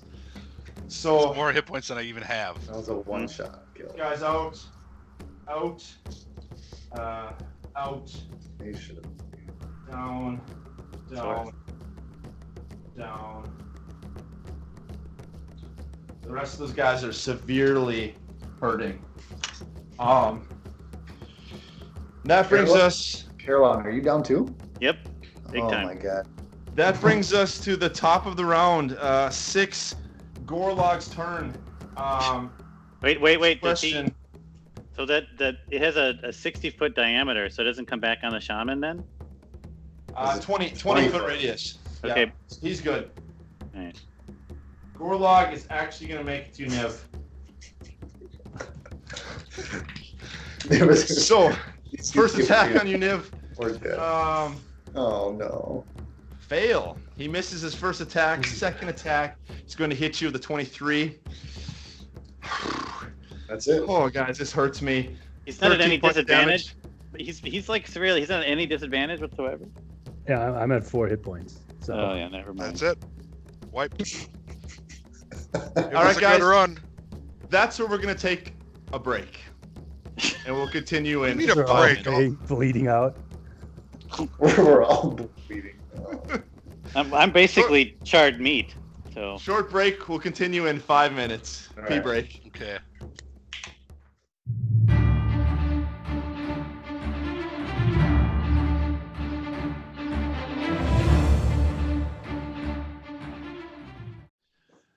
All right, gentlemen, let's dive back into this session, this tragic session. So as you guys are facing the orcs, Kerrhylon, Trago, Niv, Grogil, Bolin, Sora, you're overpowered by these orcs. And as the fires grow, as the blades fall, suddenly everything goes completely dark. And it feels like minutes, maybe hours, maybe seconds. You have no idea how long. And suddenly, all of you come to consciousness. And as you look around, you find yourselves standing on large gray granite stones that are laid out in a circular formation around an enormous round altar, a stone altar. Everyone is there, that is, except for Grogil. Each of you appears to be entirely healed and cleaned, and each of you is clothed in a unique, beautifully flowing white robe. The air is freezing cold, and you can see your breath billowing out of your nostrils as you exhale. But despite the chill, you do not feel cold. In the center of the altar, you see a single stalk of wheat that has long ago begun the process of withering, but which now seems to be accelerated in its dying process. The stalk creaks as it bends closer and closer to its root on the altar, growing smaller and smaller as it withers away until it finally touches the surface and bursts into flames, leaving only ash. Silence. Silence. The wind begins to pick up slightly, and the ash is blown up off the altar and carried away in the wind. Silence again. And then, ever so slowly, you begin to feel deep reverberations through the rock and moving into your feet. And as they become increasingly intense, you notice a small flame also growing in the center of the altar. It becomes brighter and brighter, taller and taller as the rumbling grows stronger and stronger until there's a thundering noise, a blinding flash, and the crack of lightning before everything is again silent.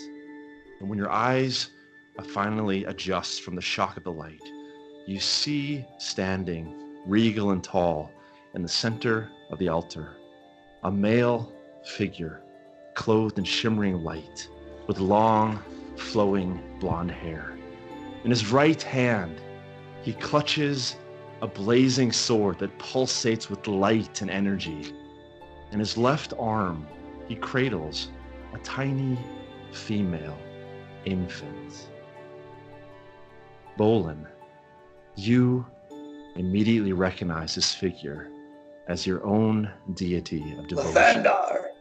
Lathander the Morning Lord. Yes. He turns to each and every one of you, making eye contact, and then slowly opens his mouth to speak. In destruction, the seeds of new life. Niv, he turns to you, stares at you with his chilling, brilliantly bright eyes, and he says to you, how will you cultivate the small seed of light resting dormant in our soil? How?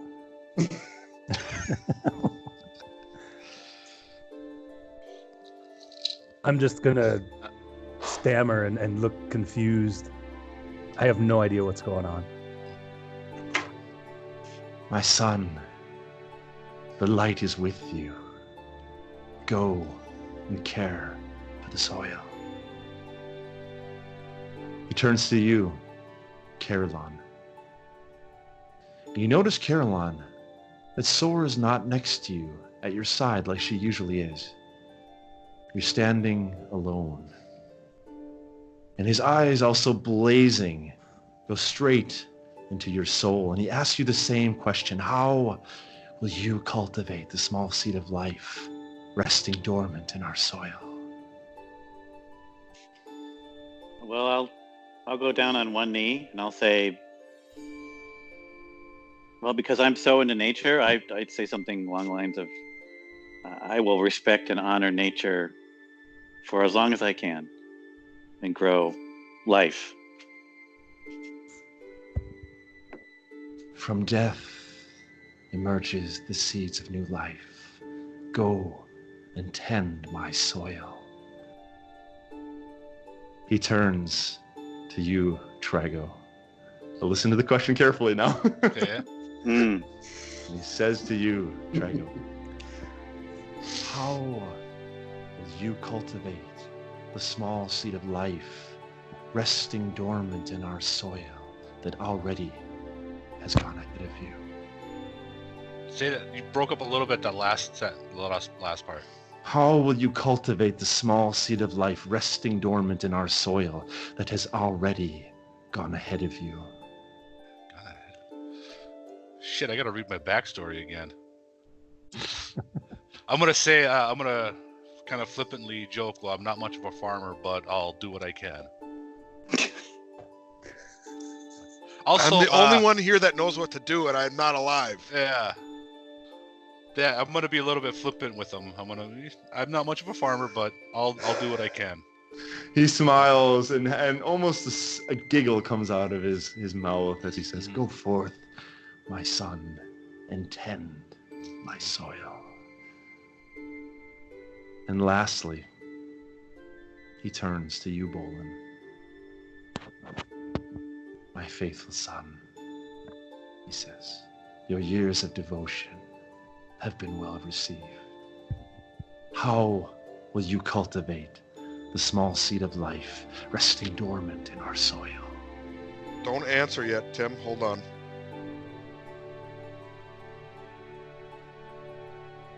Trying to text you the answer.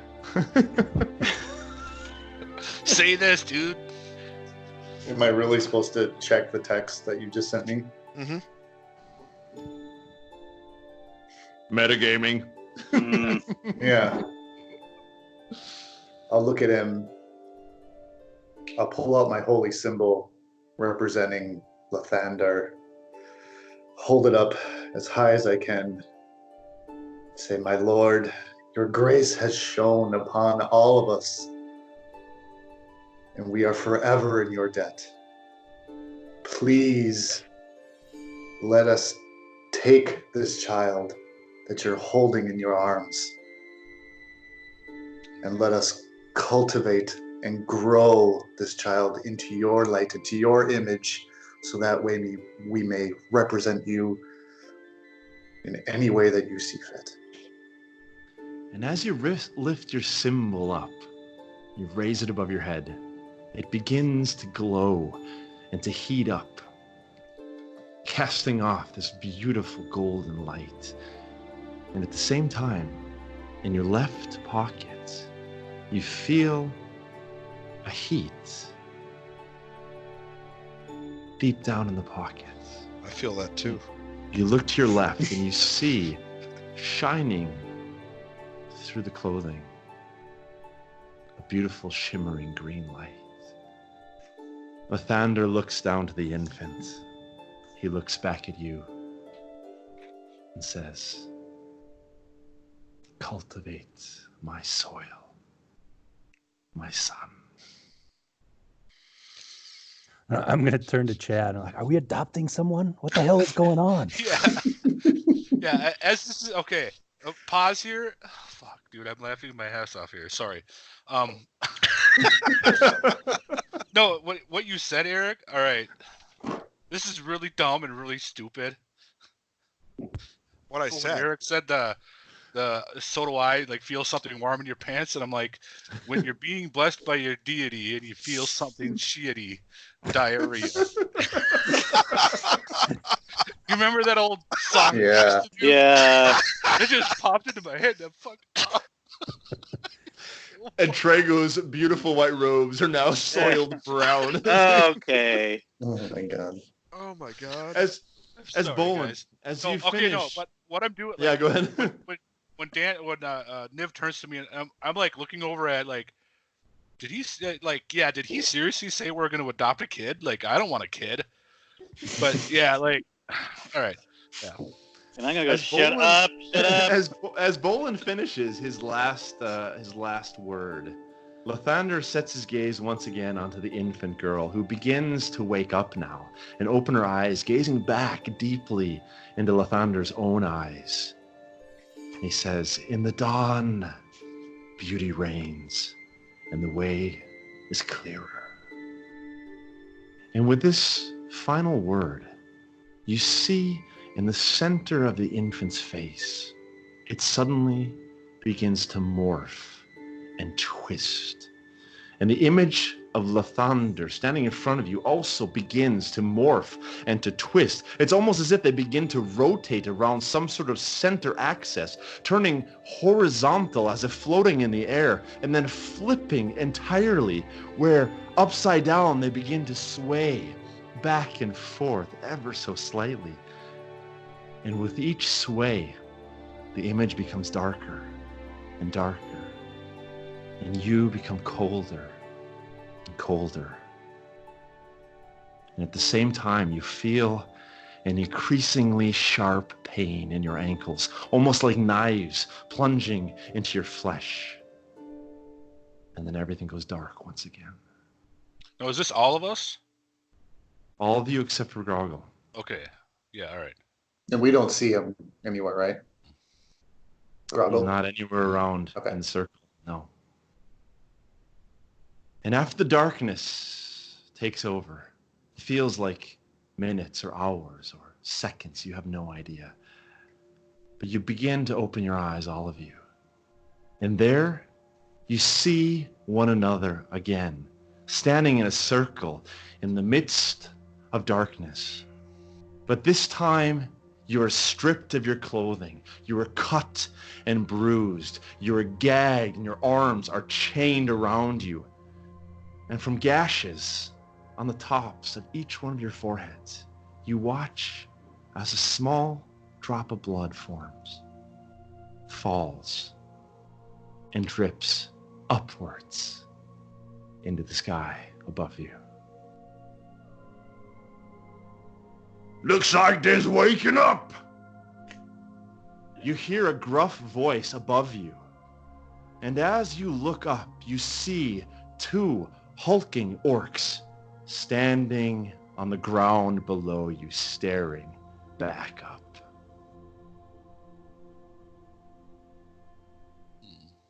Grogil. You open your eyes, Grogil, and everything still seems dark. Not because it's night, but because you have a heavy tarp on top of your body and your face. Your head is throbbing from the blows you received earlier in the fight and from the trace of poison that still has not made its way out of your blood. A shooting pain runs up your back from lying on a hard wooden surface. You try to move your arms and your legs, but you are unable because they are chained through manacles to the wooden surface. You try to shout, but you cannot because you are gagged. And after a few minutes of thrashing around, the tarp is suddenly lifted up. You jerk away as your face is hit by the sharp morning sun, and it takes a few seconds for your eyes to adjust. And above you, holding the tarp, you see the dark silhouette of Gorlag. Good morning, sunshine!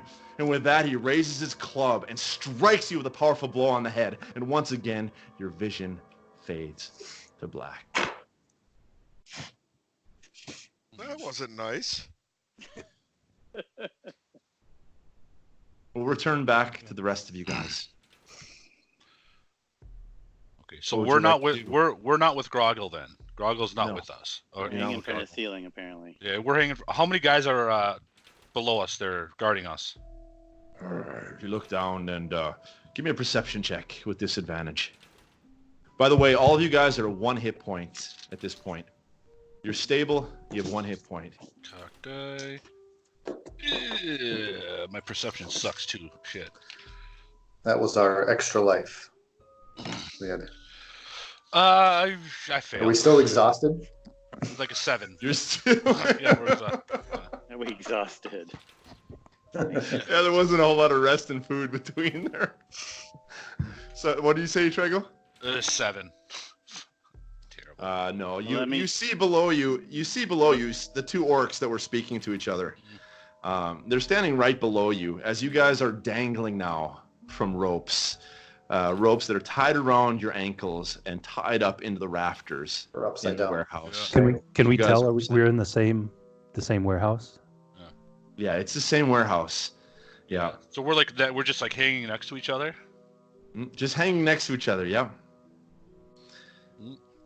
Well, I'm gonna say, well, I don't know about you, but this isn't how I expected my day to go today. Oh, yeah. So at this point, you guys are gagged. So can we? So our feet are bound, right? So we're hanging by our feet. Are our hands free? No, you have chains wrapped around your body and And through we your don't. hands. We can't cast any spells or anything. You're gagged, you're bound, you're tied upside down. The 2 orcs below you, you still are able to see this. They're standing below you, below the group of you as you're swinging on your ropes here. On the crates below, they've laid out all of your possessions, with the platinum, the gold, and the precious stone organized into neat piles on one crate, and everything else in a heap on a separate crate. And they're rifling through this sort of disorganized heap, pulling out items and throwing them aside, and eventually they come upon the cylinder with the 5 numbers on it. What do you make of this? One of the guys begins to turn the numbers, and they click with each rotation. That's It's like some kind of key or I something. forgot we even the other had one that. says. I had that. That's the communication thing. Hmm. So they're clicking in. They set that down on the side, kind of close to the gems and the platinum, and they begin rifling through the rest of your possessions, pulling up this bag that has the dust in it. They kind of throw that aside. They're looking at your tools and your ropes and all of that, kind of rifling through stuff. And after a few minutes, 2 other orcs walk in with the shaman, and you're guessing now the shaman was the one who was able to stabilize you and bring your health back to normal. The shaman, who you hear as he walks in, he's addressed as Gitsnok the Grueling. He says to the other ones, the sun has already come up over the horizon. We will need to wait for the cover of night before we attempt to travel again. We're also waiting on 2 more carts to transport the others. The big one is already shackled. These ones will fetch a decent price at the docks, but we need to avoid the town gate, especially now after the mess of our entry. The military has more than doubled its presence there. We have a contact who knows a spot in the wall and who can aid in the ritual. In the meantime, I need to get these chests off to our contact point and get our payment. And with that, the shaman reaches into a pouch around his neck and pulls out something, muttering a few words, and he transforms immediately into a beautiful female elf. She loads the pouches from the chests into a large leather bag that she slings onto her back. And with that, she slides out of the warehouse door and into the bright morning light. And you guys remain there, swinging side to side on your ropes. How high up are we? You're a good 20 feet up. Good 20 feet up. So I'm gonna look at one of the guard orcs that is guarding us and start just kind of talking, like, because we're gagged, and I'm just kind of trying to get his attention, like, come on, gag me. The first one looks up.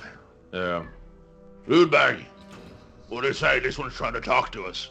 The other one says, We got orders. We're not supposed to take anything off the gags or any of the chains. Yeah, but this one, he's just a little halfling. He doesn't know any of them spells. It's only that other one there and that other one. You saying we should take off his gag? Well, I'm saying we might be able to learn something from him. And maybe we can pocket some of this gold ourselves. Maybe we got some item here that's worth something. All right. Just a couple minutes. We take the gag off. And then we gag him again. So Rudebag, the first one, walks over as Urmug stands below you, and Rudebag starts to loosen the rope way over on the side, and you can feel Trey go as they lower you down bit by bit by bit, and eventually you come within a good 3-4 feet of Urmug. He comes with his knife behind you, sticks it right behind your head, gets right into your ear, and says, Any funny business and this knife is going right through the back of your neck. and he slices off your gag and pulls it away from your mouth. Okay. Metagame here. How do we use the cylinder? There's a combination. There's a combination. You have to twist it. Do we remember the combination? Yeah, I do. So how long ago was it? Like, would I remember that? Bolin, wait, hold on. Bolin, you get an inspiration point for that. That's awesome. On your character sheet, inspiration point. Yeah. All right. Awesome. Shit. Oh wait. Yeah. How many days ago? Like, how long ago was this that we got the cylinder? Because I do have it written down here. Like 2 days. A day and a half ago. Oh, Yeah. So okay. So I'm gonna tell the orcs. I'm like, look, we were on our way to a big treasure that we found when my half-orc friend stupidly got us into this fight. Let us go, and I'll give you the treasure. I'll tell you how to use the key to get the treasure. Let you go, he says. Look at this crate here. We've got platinum. We've got so much platinum and gems. What more treasure do you have for us? A treasure fit for a dragon. Wait, do dragons collect treasure in this Oh yeah. universe? Is it like a normal? Oh yeah. Yeah, like, okay, treasure fit for a dragon. We lost Paul. Oh, did we? Oh yeah. Shit. Can you give him a call back? He said he can't get back in. Sure. I'll invite him again. Treasure fit for a dragon, you say? I need more than that. If I let you go, it's my neck. I'd have to leave here myself. Are we too far away to hear what he's telling the You guard? can hear the conversation. Yeah, you're within 20 feet. But don't you have gags in? Right, but I'm going to excitedly muffle whatever and try and gesture as best as I can towards Kerrhylon, since he's a dragonborn, right? Mm-hmm. To kind of convince him, like, see, we've got the dragonborn. Don't you have message? I don't, but it wouldn't matter because Oh, you need to speak. You have to speak message. That's me that has it. But I'm going to try and make it more convincing. Like, we've got a partial dragon guy. He's telling the truth. They hang out together, right? Dragons and Dragonborn.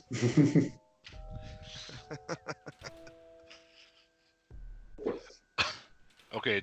Speak quickly now. We gotta put the gang back on you. Hurry up. I'm gonna say, well, the cylinder is the map to the treasure. I don't know exactly how it works, but we we found the key shortly before, we got in the fight. Enter the key, and then, as far as I know, it's going to lead you to the treasure, and it's somewhere. It's pretty close. Give me a perception check, a persuasion check with this disadvantage. You're Oh, that's right. This is gonna suck. Good rolls. Good rolls. Okay, 16 on 11 with persuasion. 11. 17. 17. Yeah.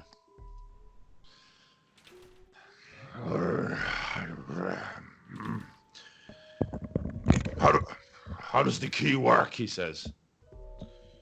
It's like, well, we had to solve a whole bunch of riddles to find the information, but you just enter the right numbers into the key, and it's supposed to show you the way. What are the numbers? He says. Give me the numbers. Give me the numbers, and I'll think about it. Yeah, here. The numbers are 2, 2, 7, 3, 1. Urmark. Rudbug, the other guy, is saying, What's taking so long? Get the gag on him. Send him back up. Urmark says, hold on, I'm getting the key here. He says, what were the numbers? 2, 2, 7, 3, 1. okay, here we go. Intelligence check.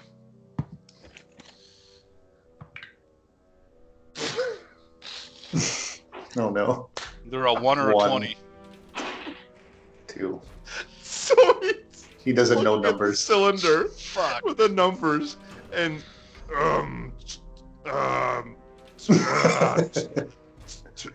two, and he clicks it around a few times. 2. And he throws it back in the crate. Wait, grabs you guys, your neck. we gotta He's wait for about to Paul. smack you. He said, Oh, yeah. he's got to reboot his computer. He's about to smack you, and as he's about to smack you, Rudbag yells out, Don't strike him. You'll kill him again. We had expressed instructions from Hashem not to strike them. Yeah. There he is. There he is. and so he grabs your neck, Trago, and he takes the gag and puts it back around you, and tells Rudbag to hoist you up. So you start hoisting up again, Shit. and there you are, right next to him again. Kerrhylon, you didn't miss anything. They were just trying to get them to turn the cylinder on, and it didn't work. The orcs were too stupid. So, am I able to kind of, I spit acid. Am I able to kind of burn off my gag with that? Ooh, yeah, you are. Good thinking. That's a good one. Start vomiting up some acid here. It's an automatic hit, so go ahead and roll damage for me. Damage on the gag. On the gag. It's a really nice gag, though, guys. Yeah. They got it at Bed Bath and Beyond. It's not, it's not cheap. It's a good one. What is it's on here? Hold on. I think it's Are we naked? Yeah, you guys are stripped. Okay, we got nothing. All You right. got nothing.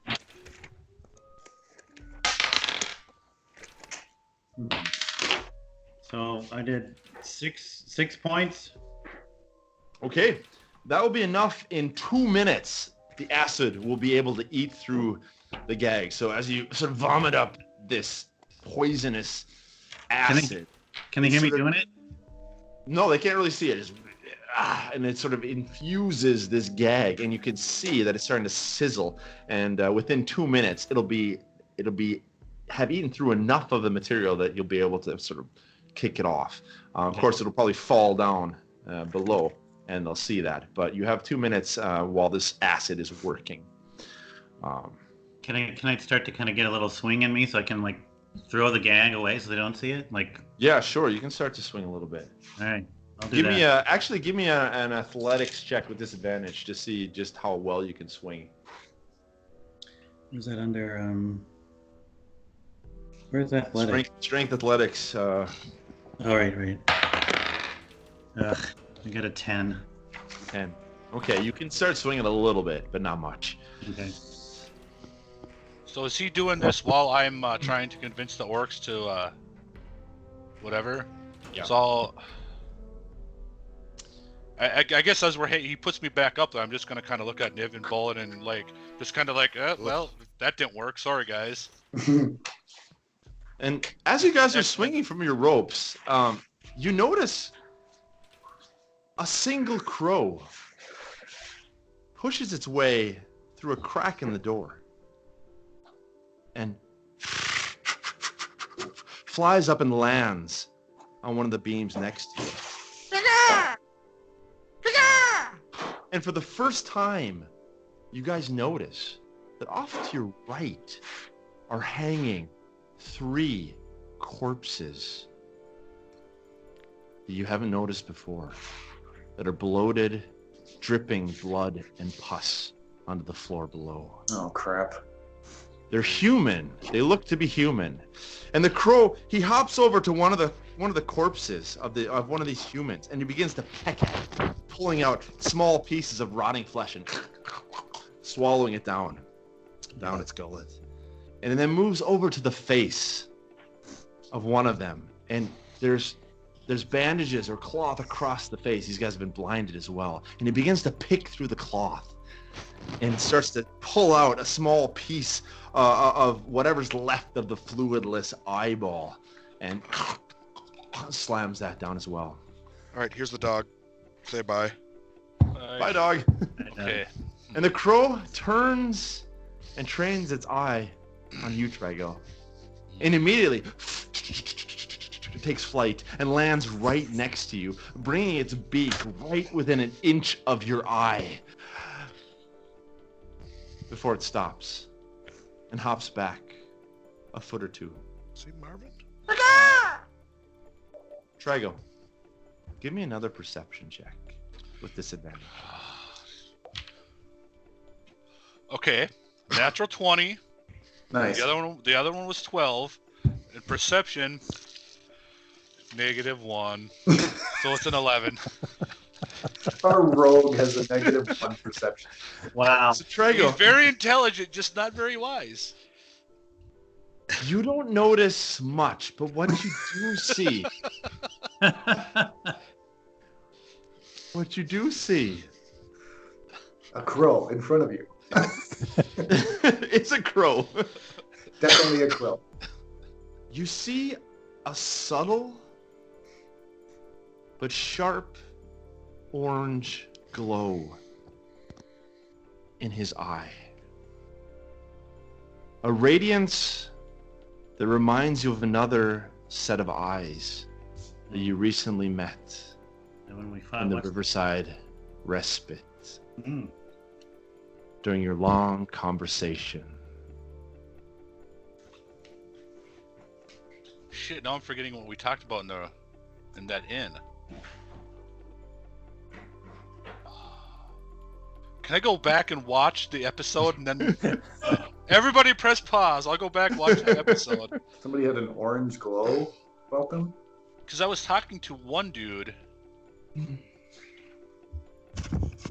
Was that okay, hold on. Was that where the knife was thrown at us? Or was that in the previous town? No, the Riverside Respite was where the knife was thrown. Yeah. When you were off talking was- to that. Weren't you talking to like some dwarves or something, or elves? Oh, fuck, I don't remember. God damn it. I can give you guys a little refresher here. Yeah, if you could. Like, I would think that our characters Your would actually character would remember. remember. When you came into the Riverside Respite, Yeah. you remember this, immediately Grogil started to pick a fight with a guy, asking Yeah. for gray water. And he took him and threw him against the wall. And he fell down, stood up, and he cast Cure Wounds on himself. And you could Oh yeah, he was like the Yeah. mysterious guy in the corner. Yeah. Like, You could see in his eyes this intense, burning orange glow.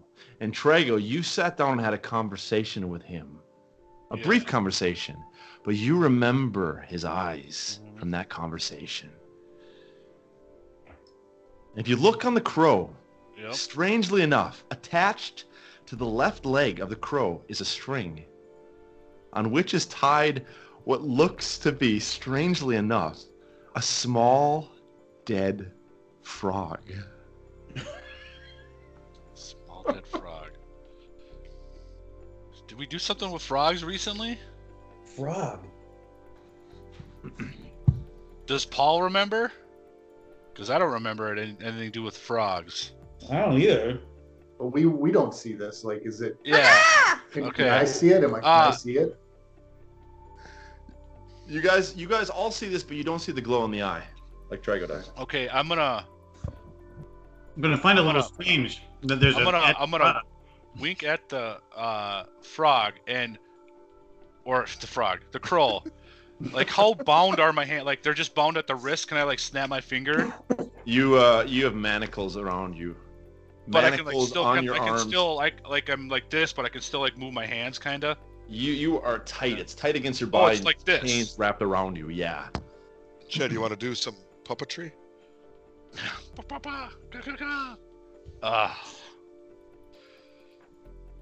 The crow hops a I'm- little closer back to you, Trago. Comes very close to your eye. Mhm. And starts to peck away at the gag on your mouth. Okay. String by string, he starts pulling this out. Kerrhylon, at this point, you can feel that your gag now is starting to loosen as the acid is starting to work its way through. There's not much left. There's a few threads there as well before that falls off. And the crow is picking at it thread by thread. And eventually, he's able to pull enough away. You're able to speak a little bit. Kerrhylon, the acid is now opened up enough of a hole. You're able to move your mouth and your tongue. And both of you now are able to speak. Well, I kind of want to. Well, first of all, I want to get the gag out totally. Like, I want to, if I can kind of grab it with my teeth and throw it, so it doesn't fall in the middle of the room. Yeah, it falls down, and let me see if these Well, guys like, you know. have manacles on, so you can like reach up and grab it. Can't we like just take the gag out of You your have my manacles? You got manacles, but your arms are wrapped around you with your Oh. with the chains wrapped around your body, so you really Gotcha. can't move. Okay. Let me go ahead and see if these guys notice it. No, so the gag actually slides down and falls upward or down and to the floor and sort of comes down like a leaf and lands on the floor. And they didn't notice it. Not at this point. We're tied. We're like hanging from the rafters by rope, right? Yeah. Right, rope around your feet. Am I able to spit enough acid on the rope so it'll break and I'll fall? You're at You one have hit to be able point. to Just reminding Pull you. yourself up. Okay. Is my gag off now then? Like where I can? It's speak? open enough now that you can move your mouth. Yeah, it hasn't fallen to the floor Okay. yet. So I'm gonna like whisper. I'm like, "Hello, friend. Thank you for your help, but I'm not really sure what I'm supposed to do. What do you want me to do?" Caw. Just winks at me. Something with the eye. I'm gonna examine the frog. See if I notice anything about the frog that I see that it's tied to. Am I just missing something super obvious? No, No. no. Like We're not getting it. I feel like No, everybody's like, dude, just fucking do this, man. Come on. No. No. Just try something, man. This is good. I mean, Eat that frog. That's the other thing that I Lick the think frog. I'll open my mouth. the bird comes over to you and puts his beak right into your mouth. Mhm. He opens his beak, but when he touches you, you hear inside of your head a voice, "Follow me." Okay, so my mouth is. I'm like, how do I do that?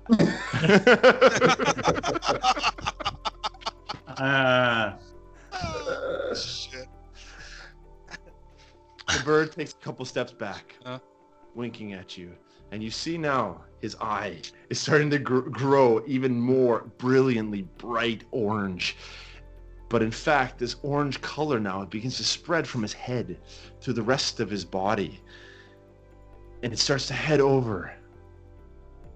They come around you. There's like a mist, Trago, that starts to wrap around you. Begins to wrap around you, Kerrhylon, Bolin, and you as well, Niv. And at this point, the orcs below begin to see what's happening. They look up And they look over at one another, and they're confused. Something's happening. They begin to pull out their crossbows. And immediately,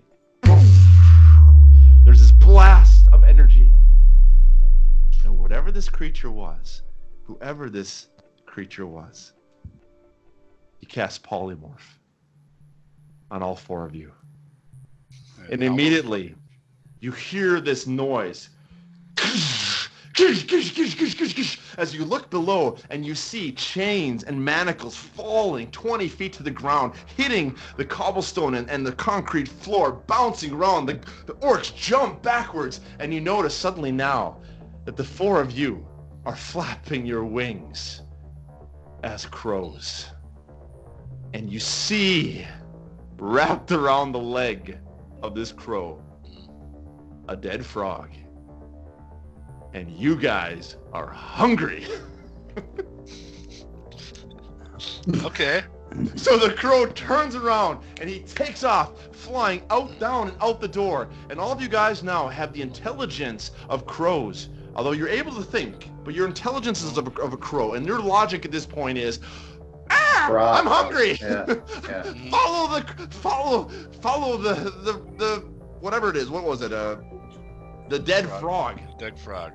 All right. And so all 4 of you begin to fly, and the orcs, now seeing what is going on, are going to try and take at least a shot. And the first one is going to miss with a natural, and the second one misses with a 5. And you guys are able now to successfully fly out of the front warehouse, and you come up hundreds of feet up into the air, following this crow in the lead with this dangling frog behind you. And you are all following now. What is your marching order or your flying order here? Who's first? Who's second? Who's third? Who's fourth? How are you looking in the sky?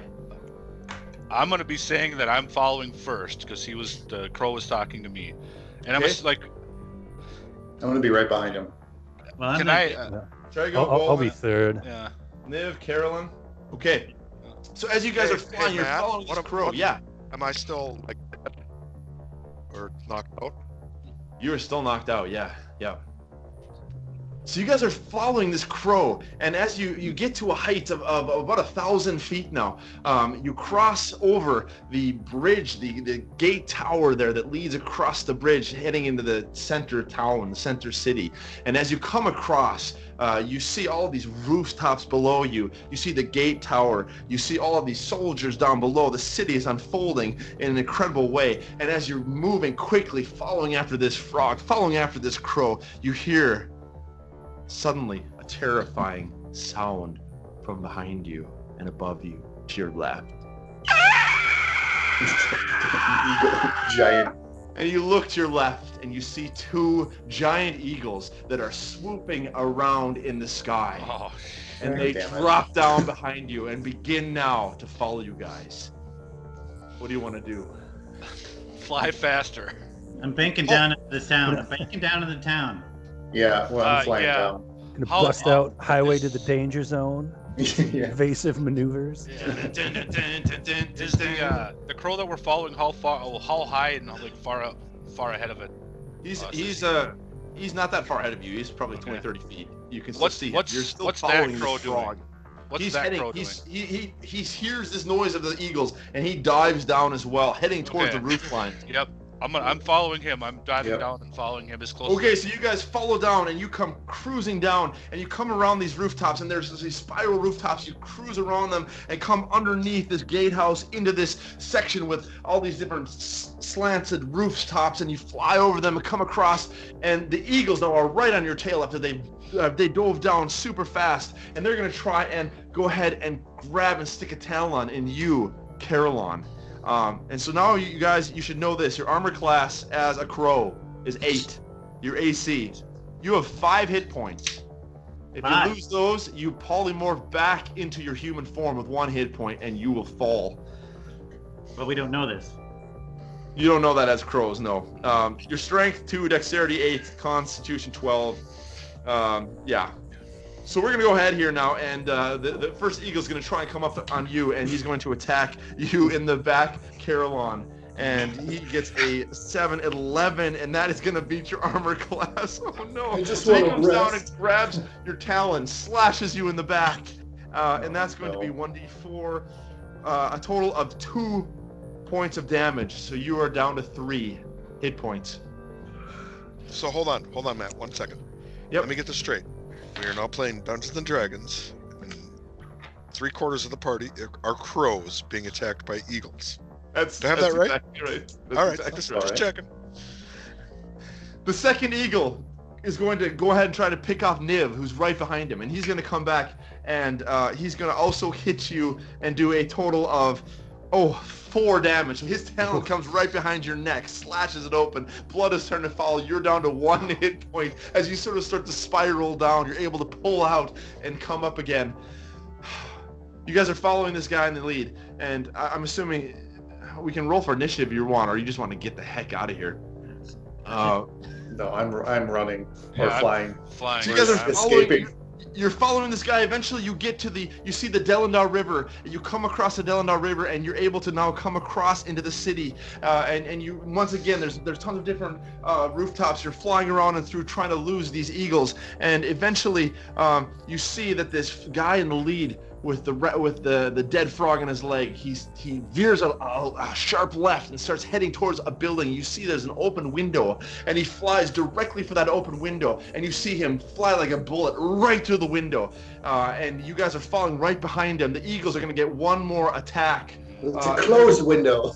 It's a closed His window. neck. This time they So sped here. up in front of you and Trago. They're going to go for you, and that's a 15. It's going to hit. It's going to do two hit point damage to you. The last one is going to come and try to hit you, Bolin.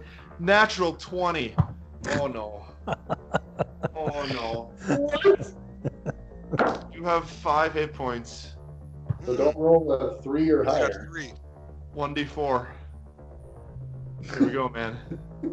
Actually, no, I need to roll 2d4. Why two? A nat 20.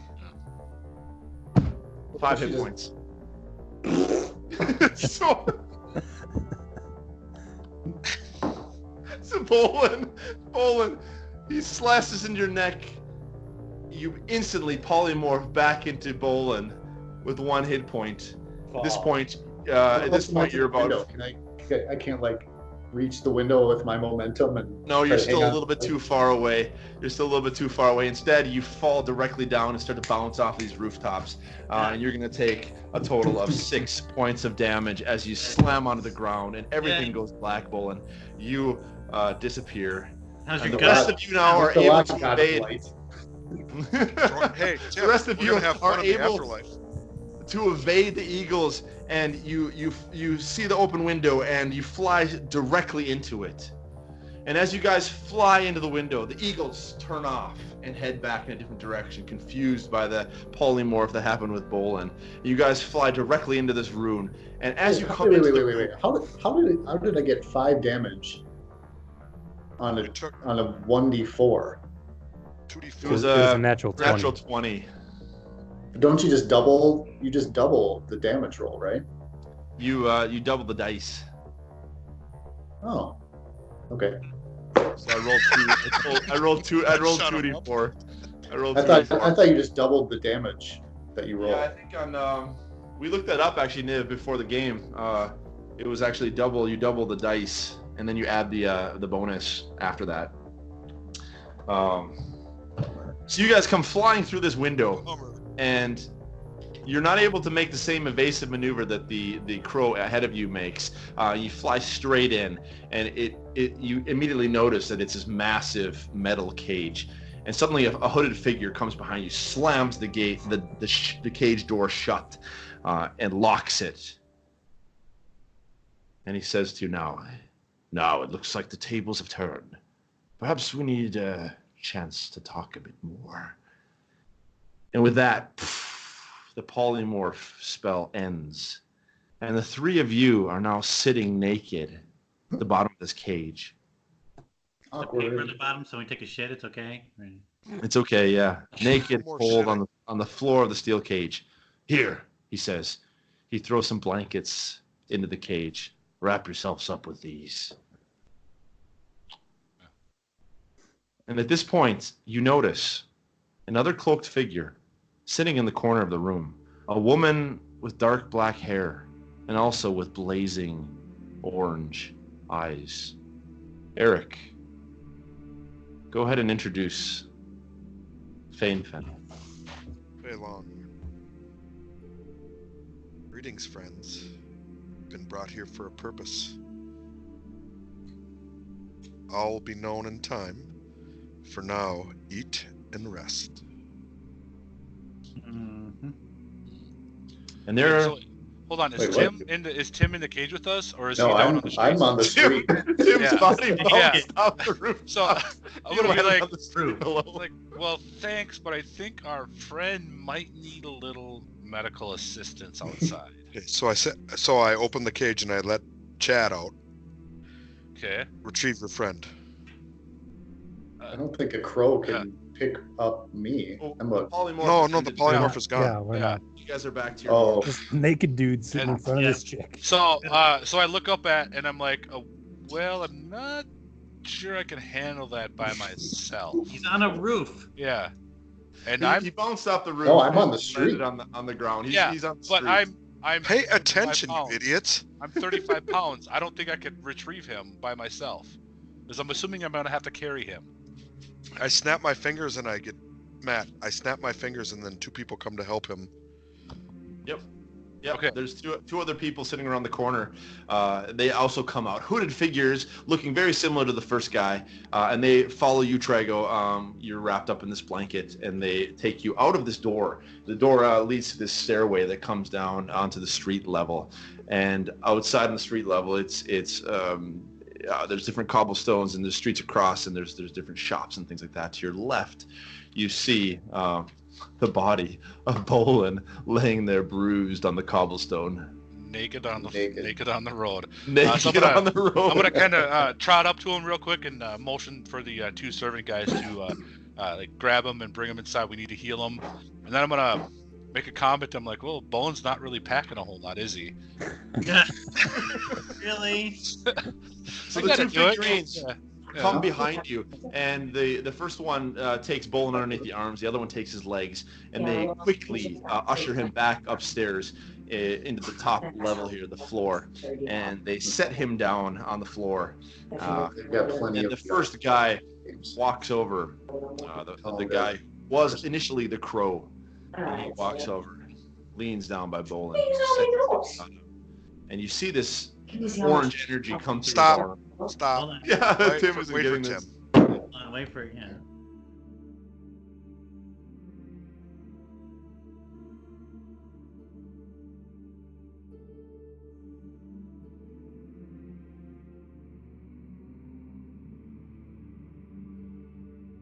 Easy, man.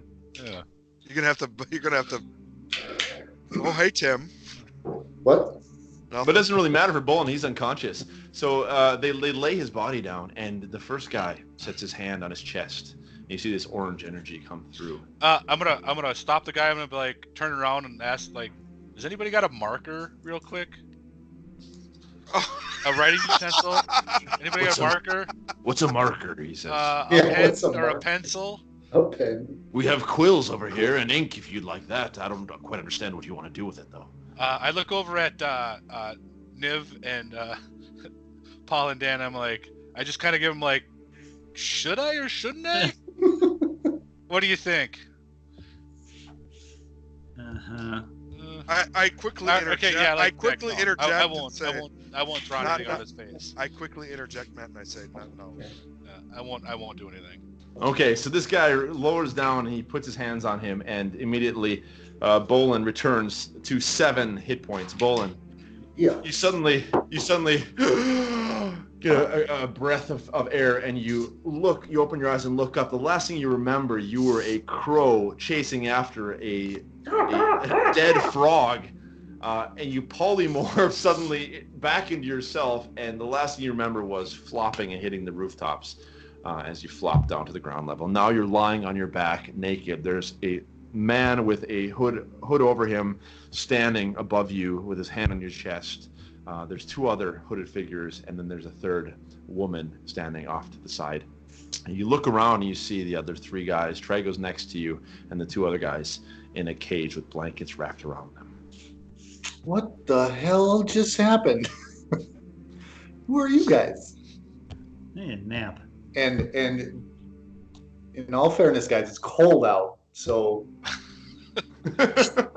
Really? Get the quill, Chad. I'm gonna tell Bolin is like, well, we've been rescued by our friend here from the, what's it called, the Riverside Respite, and apparently he's inviting us to rest and get some food in us. let's go. Yeah. I'm gonna pipe up and say that it's a little hard, cramped in this cage. Mm-hmm. It's cold. I walk up, Matt, and I say, no funny business, and I'll let you out, and we'll get you clothes. Where's Grogil? I say, and no. Just shut up for a second. I say, your friend had to be sacrificed. It was time. Sacrificed. Yeah, I'm gonna look at Tim and look at the woman and be like, sacrificed how? Your friend is dead. No need to dwell on the past. Well, first of all, he's not really our friend. Yeah. Like, he was good in a fight, but kind of was the cause of pretty much all of our fights. Yeah. So Seems like a fair trade to me. I'm gonna request, like, well, can we get a couple of ales? The first man, he removes his hood. He removes his hood, and he's got this silver hair, and these brilliantly bright orange eyes. And he says, "Before we do anything, I have a few questions for all of you. I don't quite trust you. I was watching your fight yesterday from a tree branch. Yesterday. Okay. I saw your medallions, or at least I saw one of them. Who are you working for?" And Niv, you can see his eyes are landing square on you, blazing with orange. Who are you working for? Whoever's paying us the most currently. That's who I work for. Who is paying you the most currently? Someone other than you. So this must be Greywater. That's what I'm thinking. Oh, nice observation, Paul. I didn't even think of that. Is he still okay? Hurry up. Why did you save us?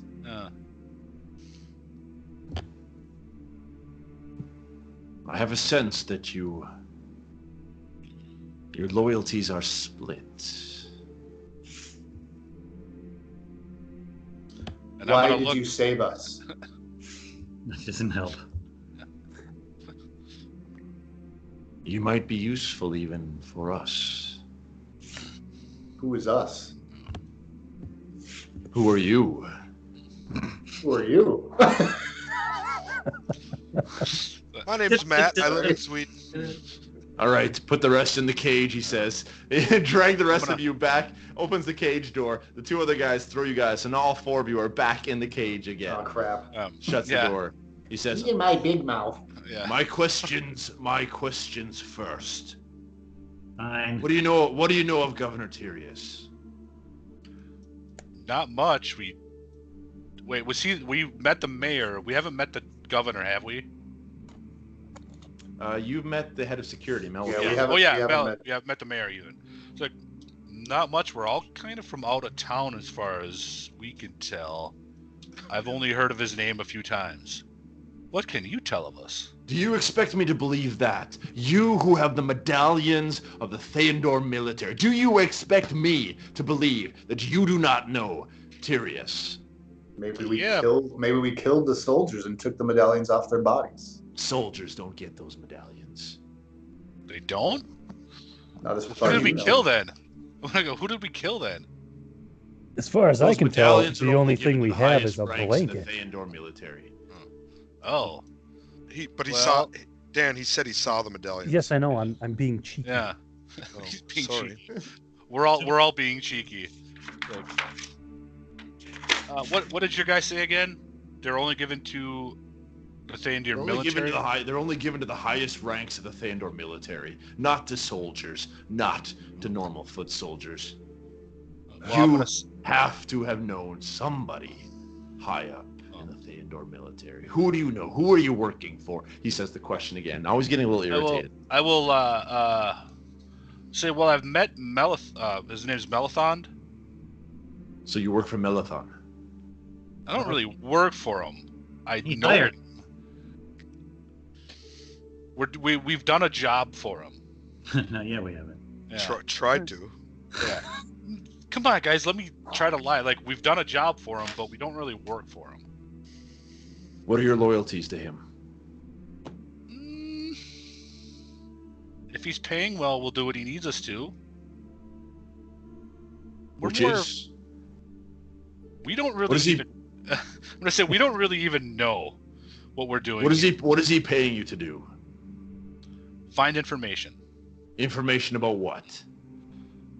Something about rebellion.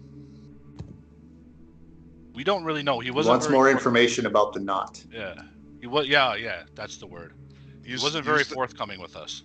Use the name. With the mention of the knot, Bolin, he steps back and he softens up a little bit. He says, "What do you know of the knot?" Not much. Pretty fucking stupid. I was going to say the same thing. I was gonna be like, you better not mention that question again. All right. Dad joke of the night. Yeah. Yes. Oh, I just fucking caught it right now. For fuck's sake. I'm going to bed. Great not. We know they're a resistance group, and we know Melathon wants more information on them. But anything further is what we were being paid to acquire. With as much as we know. I don't trust Melathon. I don't trust the Theondir military. I do not trust the knot, and I do not trust any of you. Well, that makes two of us. Yeah, I don't necessarily trust these guys either. We just kind of met. Well, how long has it been? A couple weeks? Since we traveled? It's only been a couple days. Like 3 days. It's been like a week, hasn't it? No, since we were on the ship. Like I'm talking like on the ship, yeah. Excluding that. Yeah. Because most of us have met. Only Paul hasn't met us. Yep. No, I'm really ruining that day. Yeah, right. Jesus. Listen, we've answered some of your questions. Yeah. Now you answer some of ours. Fair enough. Who are you? To know. Can we get some food first? Yeah. I was gonna ask for a bathroom break, or at least like a cup to go in. Yeah. He looks over to the woman and says, Fen, can you fetch them something to drink and something to eat? Yes. And a bucket, please. And Well, so actually, Fen, my name is Fei Long.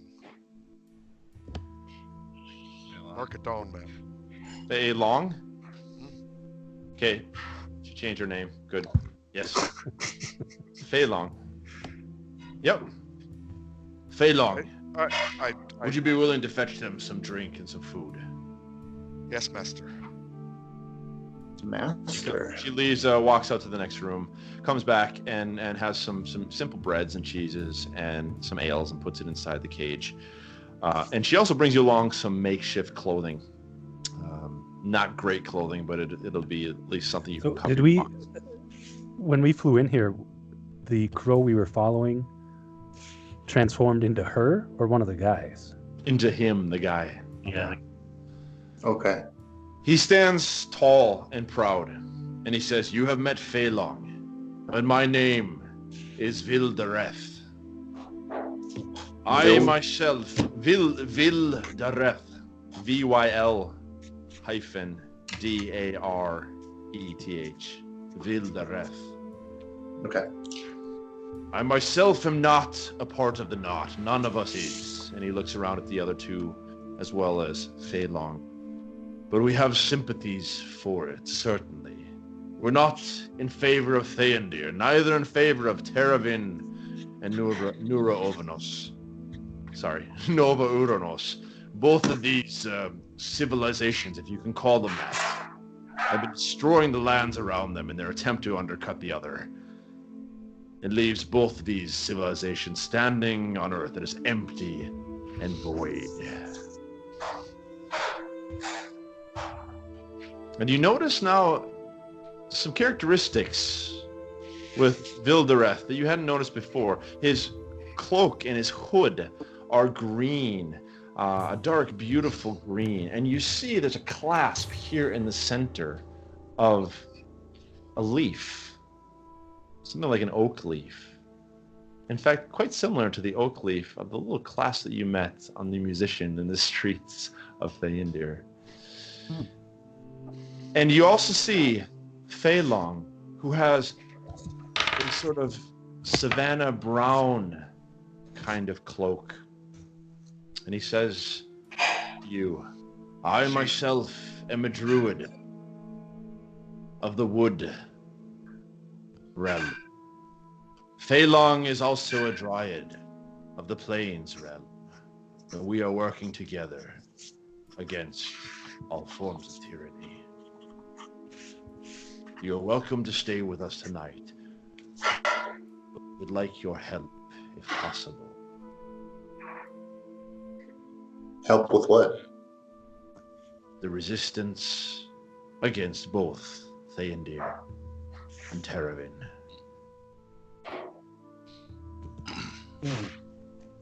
What does that entail? What help kind of help do you need? Like just be part of the resistance or what? First of all, we may begin with smuggling. There's certain goods that we need in the city in order to help us thrive and carry out our resistance. At this point, you guys are totally confused because now things are getting all messy, right? Because you've got the Knot who's doing their thing, you got this other group who's doing their thing, you got Theondir, you've got Nova Uranos and the continent doing something else. I mean, it's a bloody mess here. Is Terravin a person? Do we know who or what Terravin is? Terravin is the name of the whole region, the continent, the mainland that you traveled. Okay. You left Heraldheim, that was on Terravin. And the capital city of Terravin is Nova Uranos, which is where King Felwind is reigning. All right. And what do we know anything particular about King Felwind, or is it we're foreigners? We just kind of know the name. And... Well, you guys all came from the continent, so you know who Felwind is. You know he's not a nice guy. He runs his city with a pretty heavy hand. He runs Terravin with a very heavy hand. Okay. He's pretty brutal. He keeps power by keeping people suppressed. And you know he has aspirations to try and reclaim the island of Falandir and Theondir and reincorporate it back into his area of influence. So this is the civil war between these two that's been going on for 7 generations. Okay. So I'm going to say, like, we're going to need to sleep on whether or not we're going to be able to help you, but I do have one question. What do you know of the Sinkari? The Sinkari. Depends which ones you're talking about. Certain of them are very respectable. Certain of them have fallen, should we say, under undue influence. But the Sinkari was initially founded 7 generations ago by Silas when he first came to this island. Founded in order to protect Theondir. You may have noticed as you came into the great city, the protective energy. The orb of Sinkaris is the source of that energy. That has been held by the Sinkari for 7 generations. They are the ones who are in charge of the Sinkari Academy. They are the ones who are responsible for training future Sinkari. They are the ones who keep the city protected and Terravin at bay. Were they to fall, Theondir would be no more. Good to know. Mm-hmm. Do you have any knowledge of the Sinkari? Not really. I had a book. Yeah. I wasn't gonna say anything about the book. Like, we've heard the name a few times in our most recent job. Sinkari have a great deal of power in this city. There's a special spell the Sinkari have, which allows them to pass through the energy fields. And there's people who have tried to learn those spells. And part of what we are doing, the smuggling campaign, is to get the peridot dust required for that spell into the city so that we can move freely. It sounds to me like you want to uproot the Sinkari. Where do your loyalties lie, if not to Theondir? My loyalties lie with the woods, he says, and to anyone who protects them. Phelan's loyalties lie with the plains, and anyone who will protect them. Were the Sinkari to follow their mission, their calling, to protect the lands, then I will follow the Sinkari. Are they to depart from it, to fall in with the powers and the structures of man and his destruction, then I will undermine them. Well, I think my little halfling friend here has made a good point. We haven't slept in quite some time. We're all very tired. We all died. Very hurt. We actually all did just die not too long ago. I Good think point. if we want to Good continue point. this conversation, we should have it when we're all fully rested and bright-eyed and in sound mind and body. I think we We- also have we- a daughter somewhere now too. Yeah, we have a daughter. Well, I'll also tell him that, my loyalties lie with the forest. I'm a ranger, and I'm studying to be a druid, and if I had my way, I would never deal with the world of man. And so my loyalties initially deal with him. But I need money to find the people who killed all my family. So that's why I'm here with these guys. Naked. My friend, I could sense it. He puts his arm on your shoulder, reaches through the cage, puts your arm on your shoulder. Here you are welcome, my friend. I'm in a cage. Matt, I immediately walk up and open up the cage that Paul's in. Okay. Phelan opens the cage, opens the door, and you guys are now free to follow. He says, very well, we will show you a place where you can rest for the evening. And my wolf, is she gone? Do they know my You don't wolf? know where Sora is right now. He's pissed, Matt. What about all our belongings? Yeah. Is there any way that we can get those back? We have a You're lot right. of very, very valuable items. Not monetary value, but items that will aid us in our journey. I cut in. The belongings you had are not needed anymore. Were those I those think we still orcs need that stuff. yours? Talking to either Wildureth or Phelan. Were those orcs mine? Oh, the orcs are the lowest of the destroyers of the natural world. I would never join with them. If you want your belongings, though, they're where we left them when we flew away. But I would Do I hurry. believe him? Do I believe him about the orcs? Go Seems ahead and give me awfully an- convenient. Give me an insight check with disadvantage.